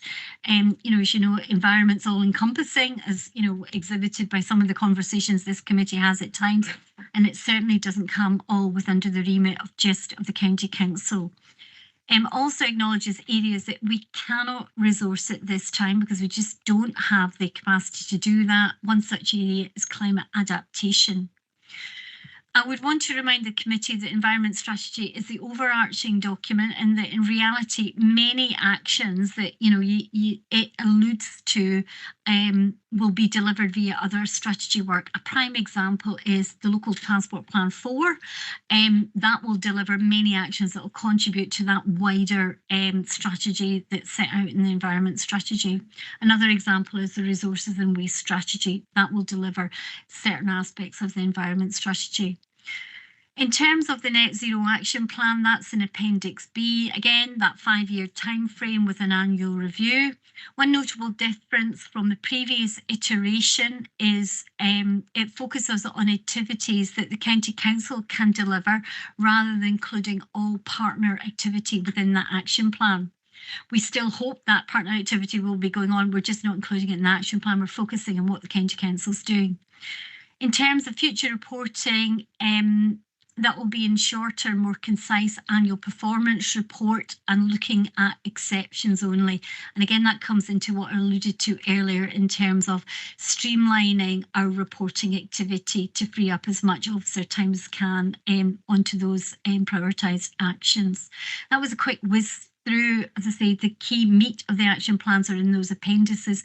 Happy to take questions, Chair. Thank you, and I just remind colleagues and members, this report seeks the views of the committee on the draft revised environment strategy action plan as defined up to 2035-2050. Councillor Hunt, thank you. Thanks, Chair. Well, this is the Environment and Climate Change Committee, so you'd think this is going to be quite an important item on the agenda as it is. And here we're replacing what was certainly, as I described it, far too long and too little smart objectives within it. Unfortunately, what we've got now is really well, I'll say some good things about it. I think the approach that's been made is good, particularly in the times that we are. And I particularly highlighted paragraph 16, which identifies how work could be streamlined. And I think if that's the aim, that's great. But as far as the objectives, the goals or whatever we call them, the actions, which are at the end of the report, I just think that we're throwing the baby out with the bathwater and trying to simplify it. We've got lots of, I think we've got 55 objectives or actions, but the ones I've read, I've gone through them one by one, none of them are really smart, specific, measurable, achievable, relevant, or time bound. We've identified, I think, the local transport plan as being as having a completed objective in 2027, I think. But the vision is already written, and it's not laying down any priorities there which would contribute to 2035 or 2050, as far as I can see. It's just an aspiration, and there's some contradictions as well. There's a few references to making sure that the lights are on in the streets and nice and bright, and then I think it's an objective. Is it LCC 4? Was it 14? Only one of them says, we've got to turn them down. So I don't think it's particularly coordinated, and it probably will improve over time. But my big question really is, how can the authority be confident it's going to meet the 2025 objectives? Because there's nothing there I can see that is that time dependent, or indeed in terms of its outcome. Thank you, Councillor Hunt. Responses from officers first, please. Thank you. I'll start, and others may want to come in. I mean, I think I would recognise Councillor Hunt's comments there, particularly between the two action plans, the county-wide one and the county council one. The county-wide one more refers to some of the wider strategies like the LTP, the energy strategy, etc. And under those, though, we would expect those individuals, be it whichever teams are responsible for those, like for instance, my highways and transport team for the LTP, or corporate resources colleagues for the energy strategy, etc., to have the detailed action plans for those, because we couldn't possibly incorporate them within the overarching action plan here, or we do end up with the one that, Councillor Hunt did very well express, that, far too long in the previous iteration, etc. I think the challenge for us in overseeing it with our governance process is to make sure that we are having those regular updates to understand the key priorities within those action plans are happening. But I appreciate that's not visible through this action plan here. I kind of genuinely think on the county council action plan, they are more smart. There are clear actions there. You can see if they're happening, or certainly me as an officer, I can look at some of those and think, I know that's happening, and we're getting an update in 3 months at the next board meeting, etc., and things are happening. But I appreciate that's not entirely visible, but it's always a balance between drowning everybody in every information and not cutting to the chase, and in your previous concerns around the previous iterations of these action plans. So we certainly have strived to make them more smart. I would tend to agree the county-wide one isn't as smart as maybe, it's going to happen by this date, because there's so much detail under that. It's very difficult to do. But the challenge will be on us as officers to make sure we know that's happening with the relevant teams, and then that will come through the reporting. But again, in that streamlined reporting.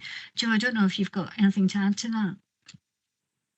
No, other than just a really practical thing. If Councillor Hunt, if you have identified any sort of clear contradictions, sorry, in this meeting I can't find the reference to sort of having super bright lights, but genuinely, if there were contradictions relative to us doing trimming and dimming, we'd really value just some of those specific references passed back, because we've obviously only recently finalised and we've ratified down from, as Anne said, over 300 actions to a much more, there's always going to be the challenge of the smartness, but a much more concise list that we can be assessed against a set of actions. But if there are contradictions, we'd absolutely value that feedback so that we can have a look at them. Thank you, Anne and Joe. Councillor Hunt. I've already said it's LCC4 in the transport section, and that contradicts the social cohesion aspiration to not reduce lighting.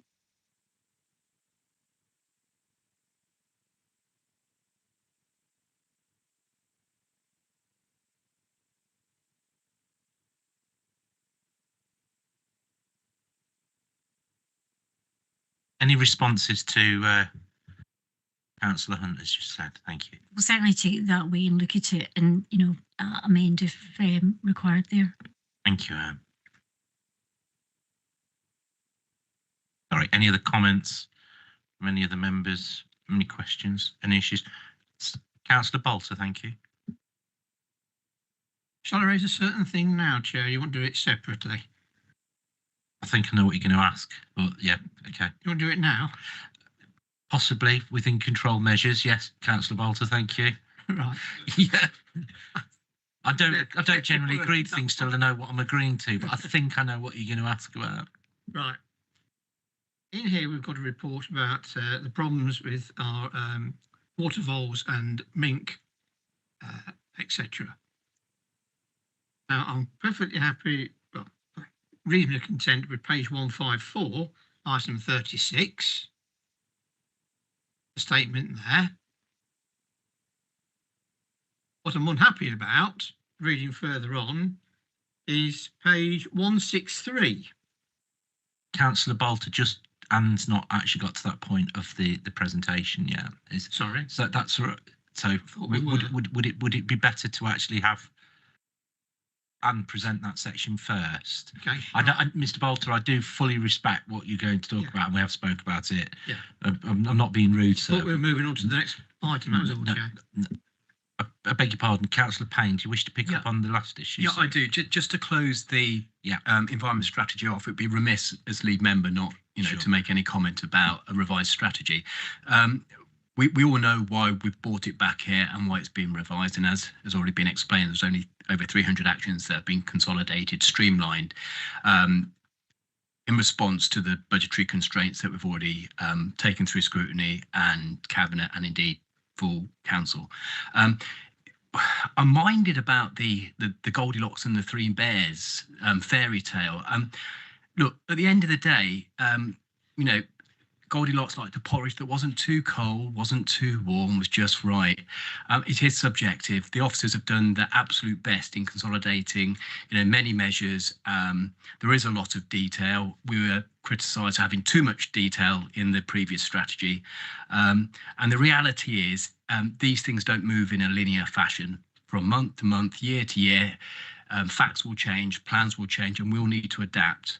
And sometimes we'll go outside the box and come back in. But at this point in time, this is the strategy that we're putting forward. So, in in response to what you said, if there are any member of this panel that can see a howling contradiction, etc., please do submit it either to the democracy team or to the department directly, because the idea of scrutiny is to pull these kind of contradictions out if they are there, and then before we put it through a cabinet process and adopt it as policy, we can iron some of these things out. But it's a good piece of work under the circumstances. Thank you. No, I think so, Councillor Payne, and yeah, refer back to my statement earlier, Newtonian, equal and opposite reactions to everything. Are we happy to move on, Councillor Bolter, from there? Yeah, everyone else? Thank you, Anne, sorry. If you take us through the next section, thank you. Thank you. Just to the latter part of that same report, if that's all right, come on to the point that Mr. Bolter was referring to, or the subject he was referring to. Mink control policy, it's entitled. As part of our environment strategy and its action plan, we've actually committed to, and this is a direct quote, support action to reduce the impact of invasive and non-native species. Similarly, in the next report on the agenda under local nature recovery strategy, when you get to that, you'll see that work around local species protection and resilience is a key feature of that strategy. One way that we're seeking to implement that commitment is via our membership of the Leicestershire and Rutland Water Vole Steering Group. That group has the objective of assisting water vole recovery across our area. The group itself includes ourselves, various local authorities, the Environment Agency, Water Life Recovery Trust, the Canals and River Trust, the Leicestershire and Rutland Wildlife Trust, among others. So, you know, it's extensive partnership there. The reason it's needed is water voles are an endangered native species. And within the LRNS, they're actually identified as a priority species for which we've committed to implement predator control measures. So that's detailed in the priority species appendix to the local nature recovery strategy, if you were interested. The steering group is proposing a common mink control policy. So I'll get to the point of why we're bringing this to you. Mink is a non-native species and it's a predator to water voles. The proposals that they are seeking to seek approval for from their partners within the steering group are set in Appendix C to the report, and that summarises and follows best practice in the humane control of mink. That best practice is based on the Water Life Recovery Trust operational plan and field manual for smart mink trapping. I'm sure you're all learning a lot this afternoon. That itself was developed by numerous experts in this field, including university professors, various wildlife trusts, the Environment Agency and other agencies as well. We're reporting here to Cabinet for to seek your comments on that policy as we go to Cabinet to seek approval for that policy, and also delegation to myself in future to allow us to enter into such control species control policies that are in accordance with both the environment strategy element, objective that I quoted to you, and our species protection set out in the local nature recovery strategy. And we're seeking your comments on that so we can report those forward to Cabinet when this goes to Cabinet for approval. Happy to answer any other questions. Thank you, Anne. Without vulgar use of another metaphor, this one did certainly set the hairs running today. Never mind the mink. Are we absolutely 100% sure but it is the mink that's the most destructive element to the voles. It's not anything to do with what, because we go on about. Sorry, I'm asking another question. The day of the big questions. Is it definitely the mink? Because I know we're reintroducing some of the organisations you've spoken to. I am told by the experts, bear in mind I'm a traffic engineer by trade. Yeah. I'm told by the experts, yes, it is. You're not mole catcher. I know, I understand. I think there's huge amounts of sensitivities around wildlife preservation, and my colleagues and I spoke about it earlier on this morning. Huge sensitivities about how we preserve. I don't think there'll be any protests at the fact that we need to present our indigenous river and wildlife. I think absolutely, and we subscribe to the organisations that. I think it's about how it's done, when it's done, and the humane way that it's done in that we probably need more detail on. Mr. Bolter, do you want to add something? Because you seem to be a bit of a leading light on all things that come out the river. Sharing my youth up here, Chair, aren't you? Right. This is poacher turn gamekeeper or gamekeeper turn poacher. Yes, I'm happy with page 154 because they have to be controlled. There's no doubt about it. You've got to find some method of controlling the mink. What I'm not happy about is on page 163, which is the method of control. Now, to live trap is an option, which perhaps the best option at all, but to use an air rifle to dispatch an animal of that size is not on. Definitely not. You cannot dispatch an animal of that size with an air rifle pellet. So that is wrong in that report. You might use maybe 5 or 6 to kill it, and that's too much suffering. So the method of dispatch needs to be explained better than that, and also be needed by somebody who's licensed to do it as well, other than only Tom, Dick, and Harry doesn't know how to aim the rifle in the first place. So I don't know how we can address that. Concern should be sent to Cabinet that method of dispatch needs more explanation. Mr. Bolter, I don't think there's anyone in the room, unless they're doing it secretly, who's a ballistics expert. But as an owner of an air rifle, as a young man myself, I absolutely agree it takes 3 pellets to kill a rat. I wouldn't want any animal to go through that kind of pain. So I think I absolutely adhere and concur with everything you've said there about modality and methodology of disposal. That is not. And I think that needs further investigation. But again, I don't think there's any experts in here who can actually comment at that at this stage. What I would say to that, Chair, is what we have done, or this group has done, is take the expert advice, the leading expert advice on the field on the best way to do this, based on information that they have used. It was at Wildlife Trust, not the Wildlife Trust, Waterlife Trust, that has been carrying out work in this field in East Anglia for years. So these are the experts in the field, and we have gone on their following and proposing use of their advice. We're not aware of anything else in the country that's available. This is the expert advice we're basing it on, and it is there. So I think I'd be happy to, or suggest, if the committee was happy, we report forward to Cabinet that the committee had their own views about concerns about use of an air rifle. However, we would want to say to the steering group that as long as they are ensured that they are taking the humane way to deal with this issue according to the expert advice in the country, we couldn't really go any other way. Would be my suggestion. I don't think there's any protestation against what it's aiming to do. I think this has to happen. I just think the moot point, Anne, is the fact the methodology of disposal. And unless technology has evolved significantly in the last 25 years, an air rifle is only one step up from a catapult. And I don't think that any animal should be subject to those levels of cruelty. That's my personal opinion. I'm not going to get drawn into it. That's my opinion. I wish that to go on record and take that forward as a member of the Wildlife Society and other organisations. I think that, and I would also like I'd like some broader research. Is it exclusively the mink that's killing the vole, or do we have to look at things like water quality as well? And I think there's further investigation. Councillor Page, thank you. Thank you. I do agree with Mr. Bolter on this. I have got farmer friends who stock their ponds with fish, and within a day or two, that pond is empty, and the mink is in and out like no man's business.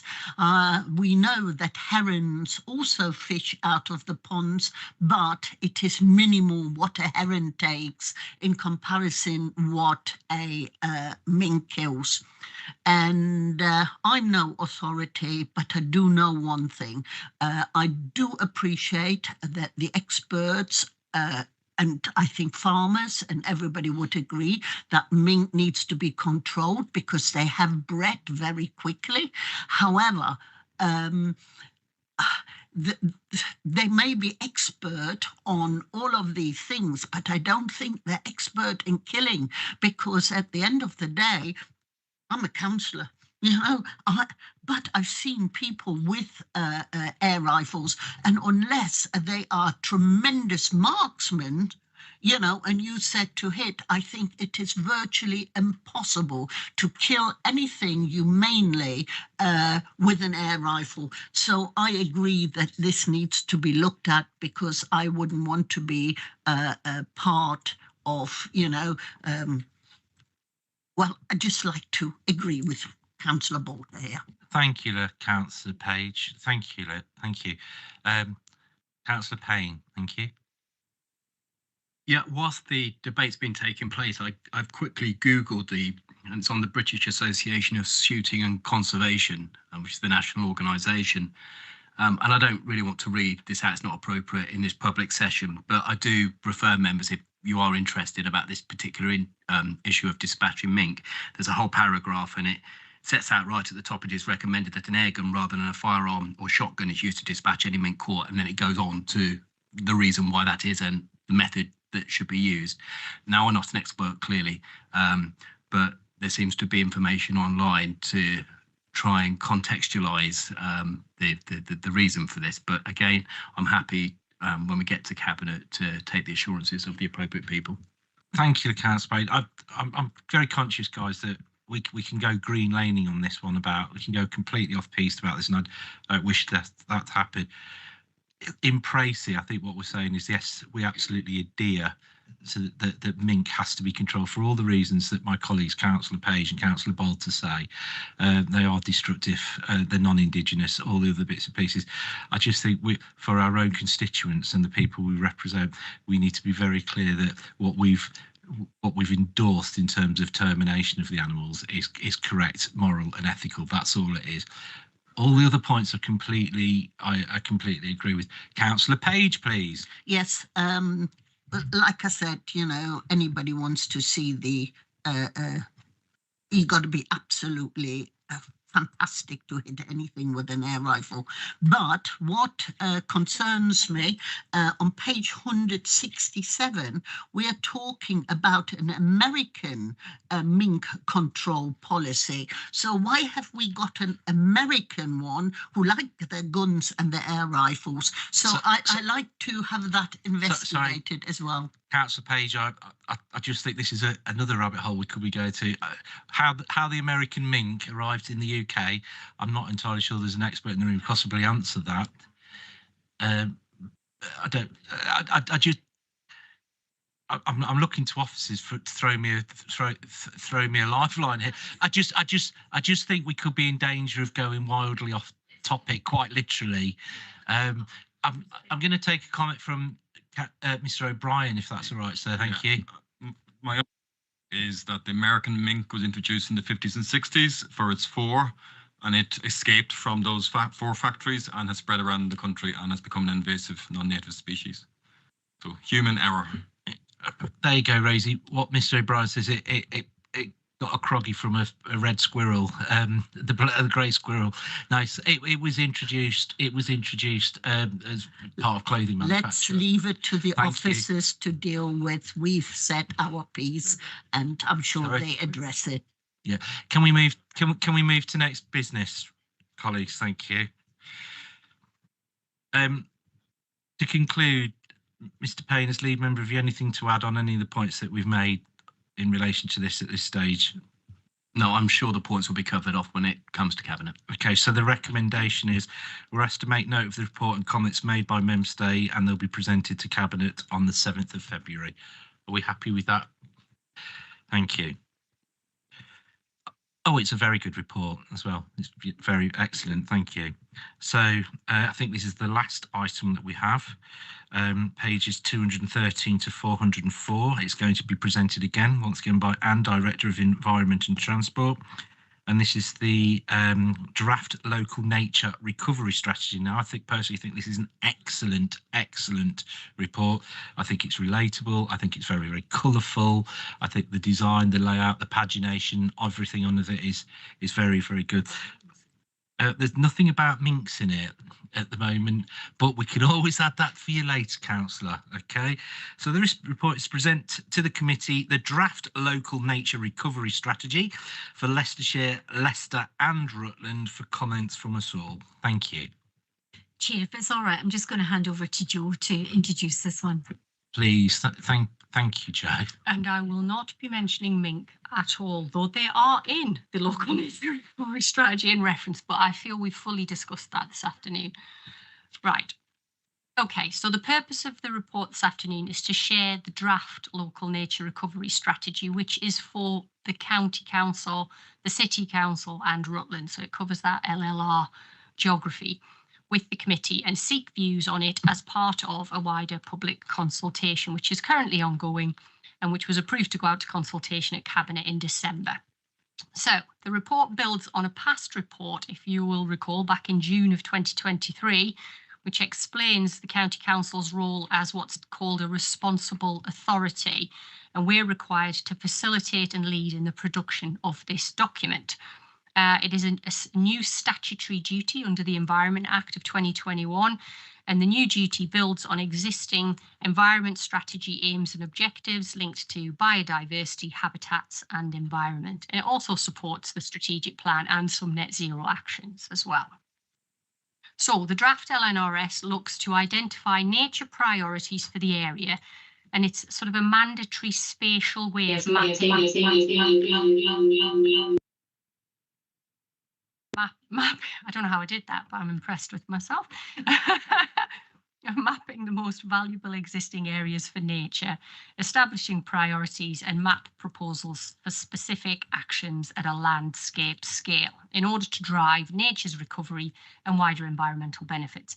It will also actually contribute to the government's national environment targets as well as UK international biodiversity commitments to protect and conserve 30% of the UK's land and sea for biodiversity by 2030. So it builds on all of those ambitions. So the report, it sets out how the County Council became one of 48 local nature recovery strategy areas across England, what the requirements are of a responsible authority, the timelines of how DEFRA and government laid the various regulations and guidance in order that we fulfil those requirements associated with the document's production, and the partners or steering group, as it was established to be, that has driven the process forward. And that's sort of outlined from point 12 in the report. And I would just highlight, it's very much been a partnership generated document. It has governance, thematic working groups, and all have had input, not only from local authority partners, but also key stakeholders such as the National Farmers Union, the Wildlife Trust, Trent Rivers Trust, and even at a very local level, residents with their local knowledge of their area, all captured via a programme of comms and engagement and producing and reviewing a huge series of data sets. And we've analysed over 100 existing plans, which has enabled the production of these interactive maps, which have informed the draft LNRS and where possible, the nature priorities and the measures to achieve them. At that point, I'll just highlight my amazing booming voice. James is alongside me, and when I've finished talking through the report, James is going to actually, with your agreement, is just going to bring up the interactive maps, because on the request of our lead member, when he has seen them, they actually, I hope, bring to life this document even further, so you can understand how people will be engaging with it through the public consultation. So we will aspire to do that if the technology allows. Just very quickly, in terms of the content of the draft LNRS itself, which, as you've said, is appended and is a really colourful document. It's expanded upon from point 22 in the report, but it had to follow a really strict process and scrutiny by Natural England, who approve all the LNRSs to go out to public consultation. And I just thought I'd like to highlight the calibre of the work that the team have undertaken in producing the document for that LLR area. Because when it was presented to Natural England at a panel in October last year, it was deemed to meet all the criteria, bar a few tweaks to web pages and some sort of document readability issue improvements.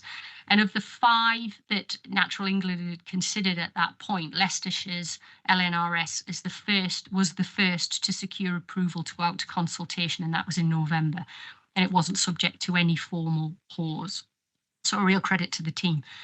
The key components of the LNRS are listed from point 26, and I'm not going to go through them in detail, but they include, obviously, as you'd expect, the overall aims, the area description, assessment of the current state of nature across the area, and map areas of importance for biodiversity and the main priorities and measures that are proposed. So just very briefly on the consultation itself, all the partner authorities have approved the draft LNRS, and the public consultation started on the 6th of January and it runs until the 28th of Feb. So we're coming to yourselves as part of that process. There will also be some briefing sessions for members during that period, and we're using the channels that you'd expect, like the Council's Have Your Say website, that we're using those to try and get the message out as far and wide as possible. The LNRS is really extensive. So again, on the advice, I think, of our lead member, but we've produced a consultation summary version, and that's attached to Appendix C. So if you can't read the several hundred pages, that consultation summary is a really good aid to understand what we're aspiring to do. Just in terms of resources, the council did receive what's called new burdens funding of just under around 400,000 in total. We got it over a few different tranches, and that was to support the document's development, including we've appointed a designated officer that reports to James, who's been invaluable, some additional specialist support and costs for that comms and engagement process that I mentioned. And we still have a balance of funds, and that's covered in the report. Whilst there has been talk of as we move into development, details on any further new burdens funding to support delivery, whilst that's been intimated in conversations with various government bodies, the detail is still outstanding at this time. But there is an expectation that it will link to other funding sources and things like biodiversity net gain, which we have talked about, and we have Vanessa, who's kindly joined us today as well, in case we stray into BNG. She is our expert and I will be deferring to her. But we have discussed that here. So hopefully across the offices, if we do explore funding, it will be able to be something we can allude to, but we do need more detail. And then finally, just in terms of next steps, allowing for any comments from scrutiny and following the close of the public consultation at the end of Feb, the final local nature recovery strategy with any changes that we then incorporate is scheduled to come back to this committee in June before it goes to council for final approval, we hope, in July, after which it will go to the Secretary of State, who will need to agree it for publishing. And with that, I'm going to hopefully pass to James to show you the maps. But then Joe, just before we pass over to James, and thank you for that, it's very succinct. I'm not entirely sure I'm even allowed to do this. We'll say this. Yeah, I think it's one of the nicest and best presented reports and documents that I've ever had put in front of me while I've been a county councillor. I think it's incredibly accessible. Even things like the appendices that do the acronym and abbreviation, which is incredibly useful because we use so many acronyms, and I just think it's a really nice document. So one question before I go over to James is, in terms of from an educational standpoint, I think it would be really good to have it. Have we got it in? I know this sounds like a contradiction in terms. Have we got it in hard copy anyway, so we can get it into schools, libraries, or people that are not digitally connected? Because it's a really, really nice publication. And I can imagine it would be very expensive, and we're supposed to be saving paper, but I just think it's an attractive and relatable document. And some people are not digitally connected, councillor Seaton, so it'd be nice to Not saying I run know off James news. is going to come in, Chair, and Oh, go on. The short answer is I don't know that we've done it because we're I know you're tend waiting for silence. to avoid the paper-based. I understand, but products. I take the point, and we're still in consultation, so we could consider it. It's clearly been put together passionately, in my opinion. Thank you, James. Yeah, just to answer the question. So we haven't printed hard copies of the draft strategy, though if somebody asks for a copy, we will provide them with a hard copy as part of the consultation. We have discussed when we have the final strategy that we might print a couple of dozen copies as hard copy, but it would seem a waste of money to print the draft, which is only going to last a couple of months. James, I understand. It's just it does deserve a wider audience. Sorry, let's just before, because James is going to take us through some maps and some plotting. Then I'll come back to you, Councillor Page. Thank you, and Councillor Seaton. Thank you. Okay, thank you, Chair. So as Joe said, I'm just going to take you through some of the maps. So under the regulations, we had to produce two main products, the actual strategy document itself, and also a series of maps, which are called local habitat maps. So we've produced 6 maps in total. Different areas have produced different numbers depending on the level of detail they wish to get into. So I'm going to quickly take you through the maps and functionality of the maps and show you how they are part of the consultation process and exercise. So we have a dedicated web page which has got the various maps.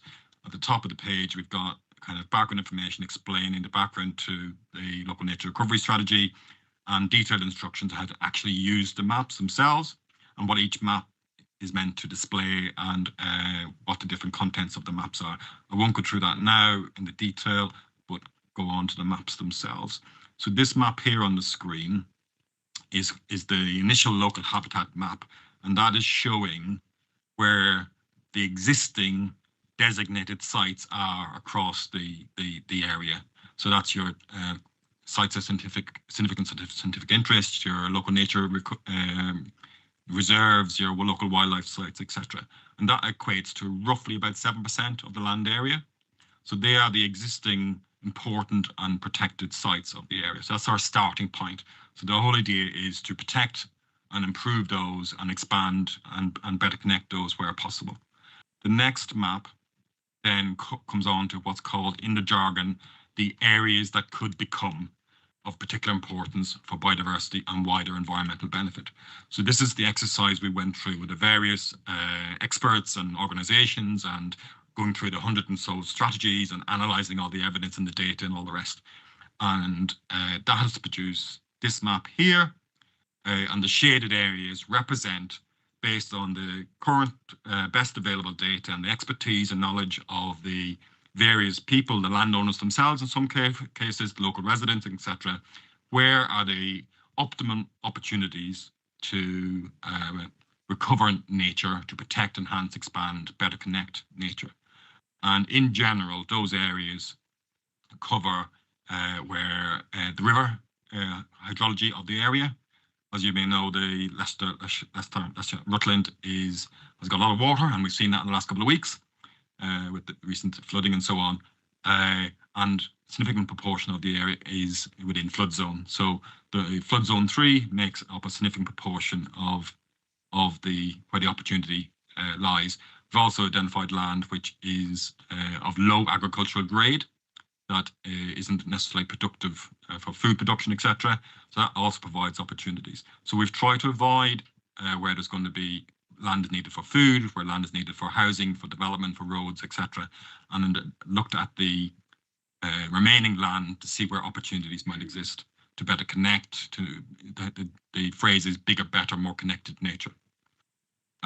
This map here then has various categories of themes of habitats that we're looking to do activity. So if we just pick woodland, for example, you can see various markers appear on the screen.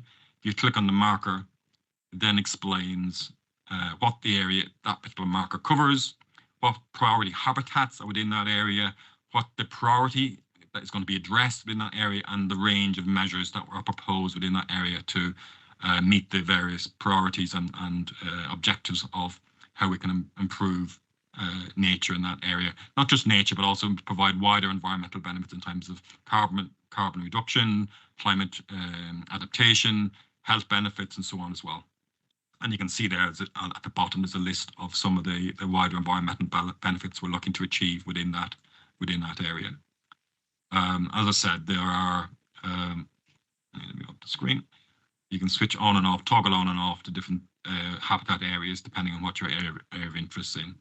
Equally, you have different layers, so you can switch off. If I just switch everything off, you can then see if you, so for example, if you're just interested in ancient woodlands, you can close that down.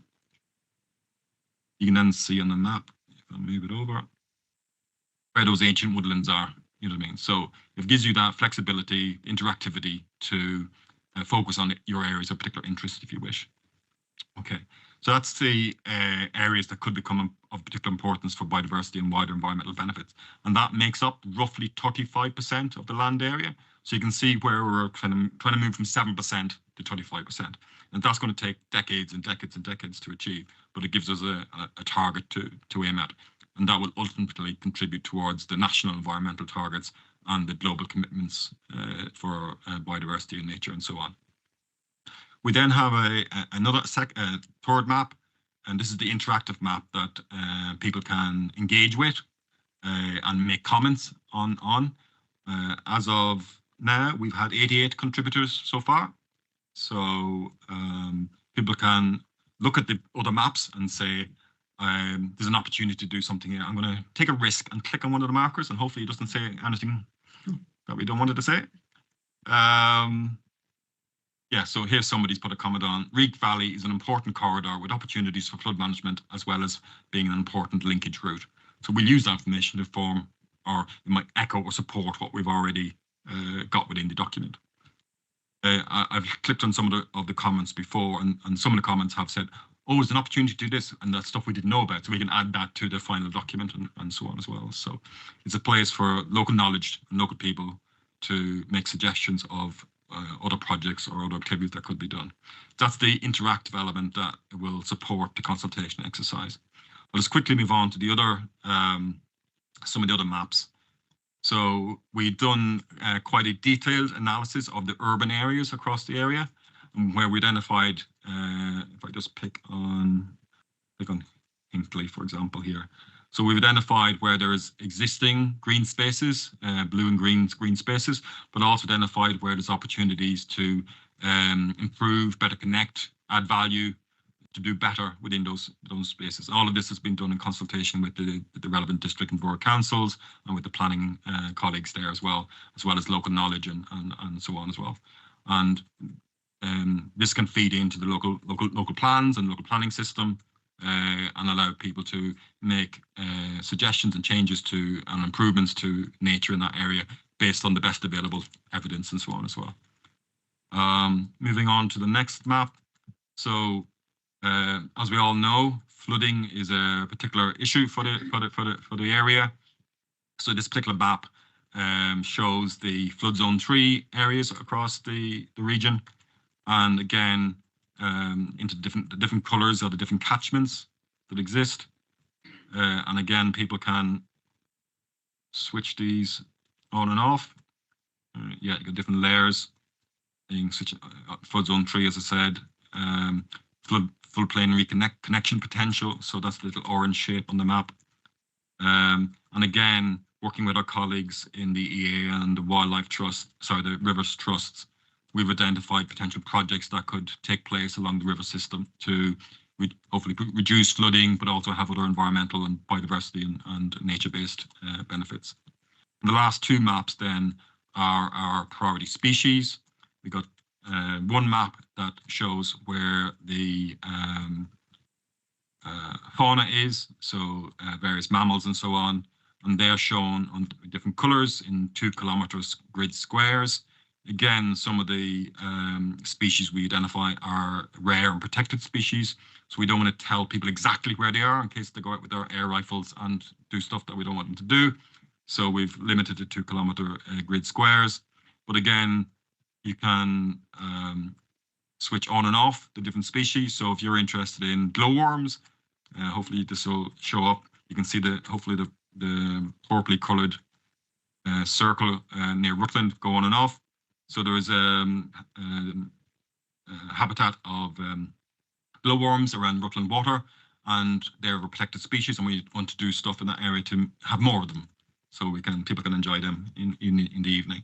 Similarly with snakes like the adder and so on, we know where there are populations of adders, but again we want to make improvements to the habitat so we can have more adders and more of those kind of protected and valuable species. The next map then looks at rare vascular plants and lichens, and again 2 kilometer grid squares. So again, you can switch on and off the different, depending on what you're interested in. So there are some Leicestershire has got some very, very rare assemblages of plants that only exist in Leicestershire, or in the Leicestershire, Leicester and Rutland area. So again, some of those need to be protected in situ, while others need to be protected by adding them to the National Gene Bank. So again, we got measures proposed to do that work to protect those species going forward. And similarly with lichens, again, as you can imagine, around the Charwood area, you can see again some very rare and unique species of lichens in our area. And again, there's action within the strategy to protect and hopefully increase the spread of those lichens as well. So that's a very quick run through the maps, but hopefully that's brought the actual strategy itself to life. James, it's a really impressive publication, and you can see that there's layers and layers and layers of work and research and passion that's gone into that. I'm just wondering, officers, if there's mileage in distributing that to a broader audience amongst all the members, because I think they should see how good that is. I know it's probably going to go out anyway, but I think it needs to be highlighted as a. I think it's excellent. I think it's brilliant, and really an educational tool as well. Councillor Payne, thank you. Yeah, just a couple of things. Firstly, we actually did a all-member briefing.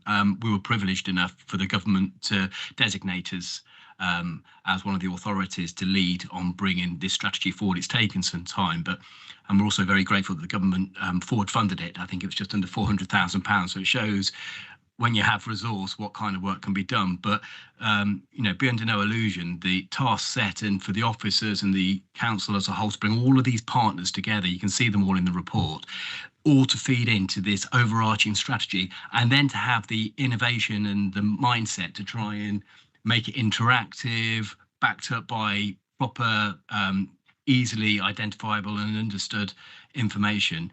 It's a real feat. I'm ever so proud of the council and the officers. You can see the passion and the talent that we've got in the ranks, and very grateful for the work they've done.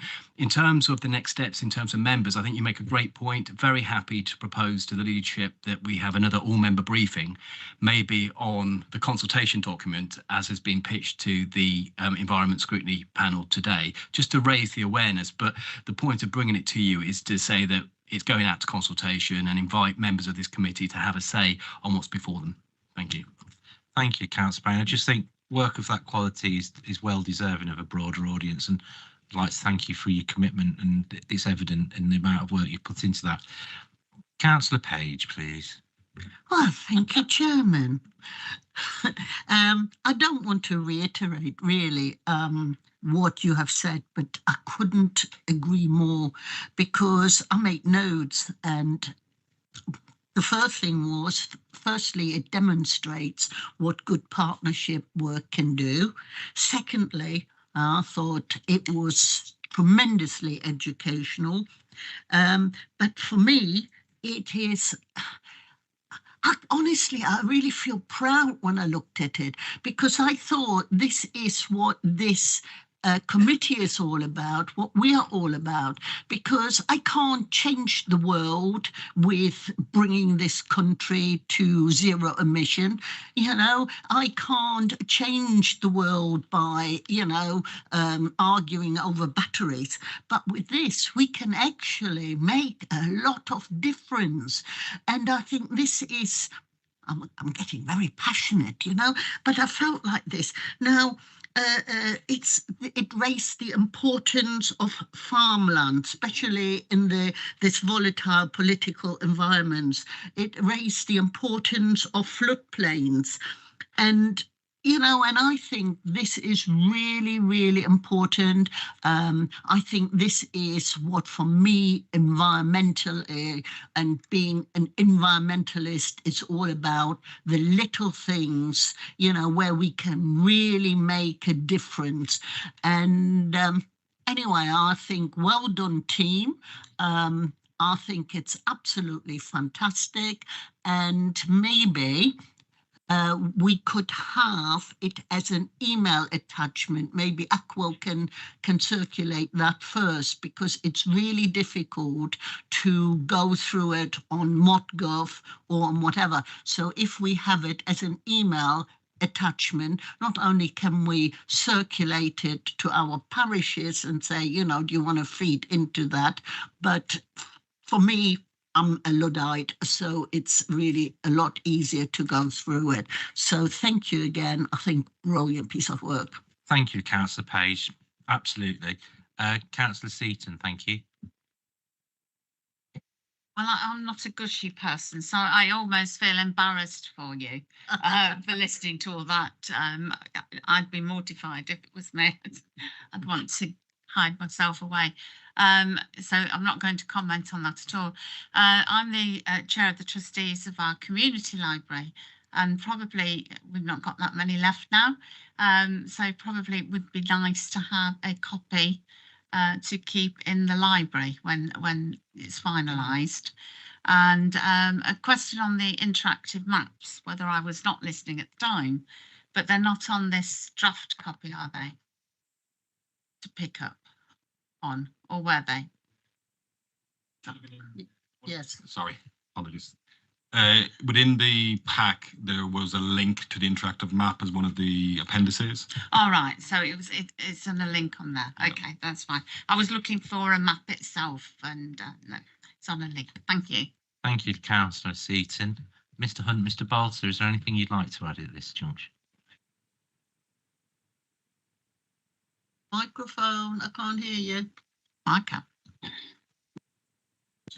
Not many people say I can't hear me. Exactly that, Councillor. Yeah, thank you. Blake's going to enjoy this. It's one of the best reports I've seen. Yeah. Hey, isn't it nice to start the new year with a resounding positive? And Mr. Bolter's happy, and Councillor Seaton doesn't even gush, and there she is. She's gushed.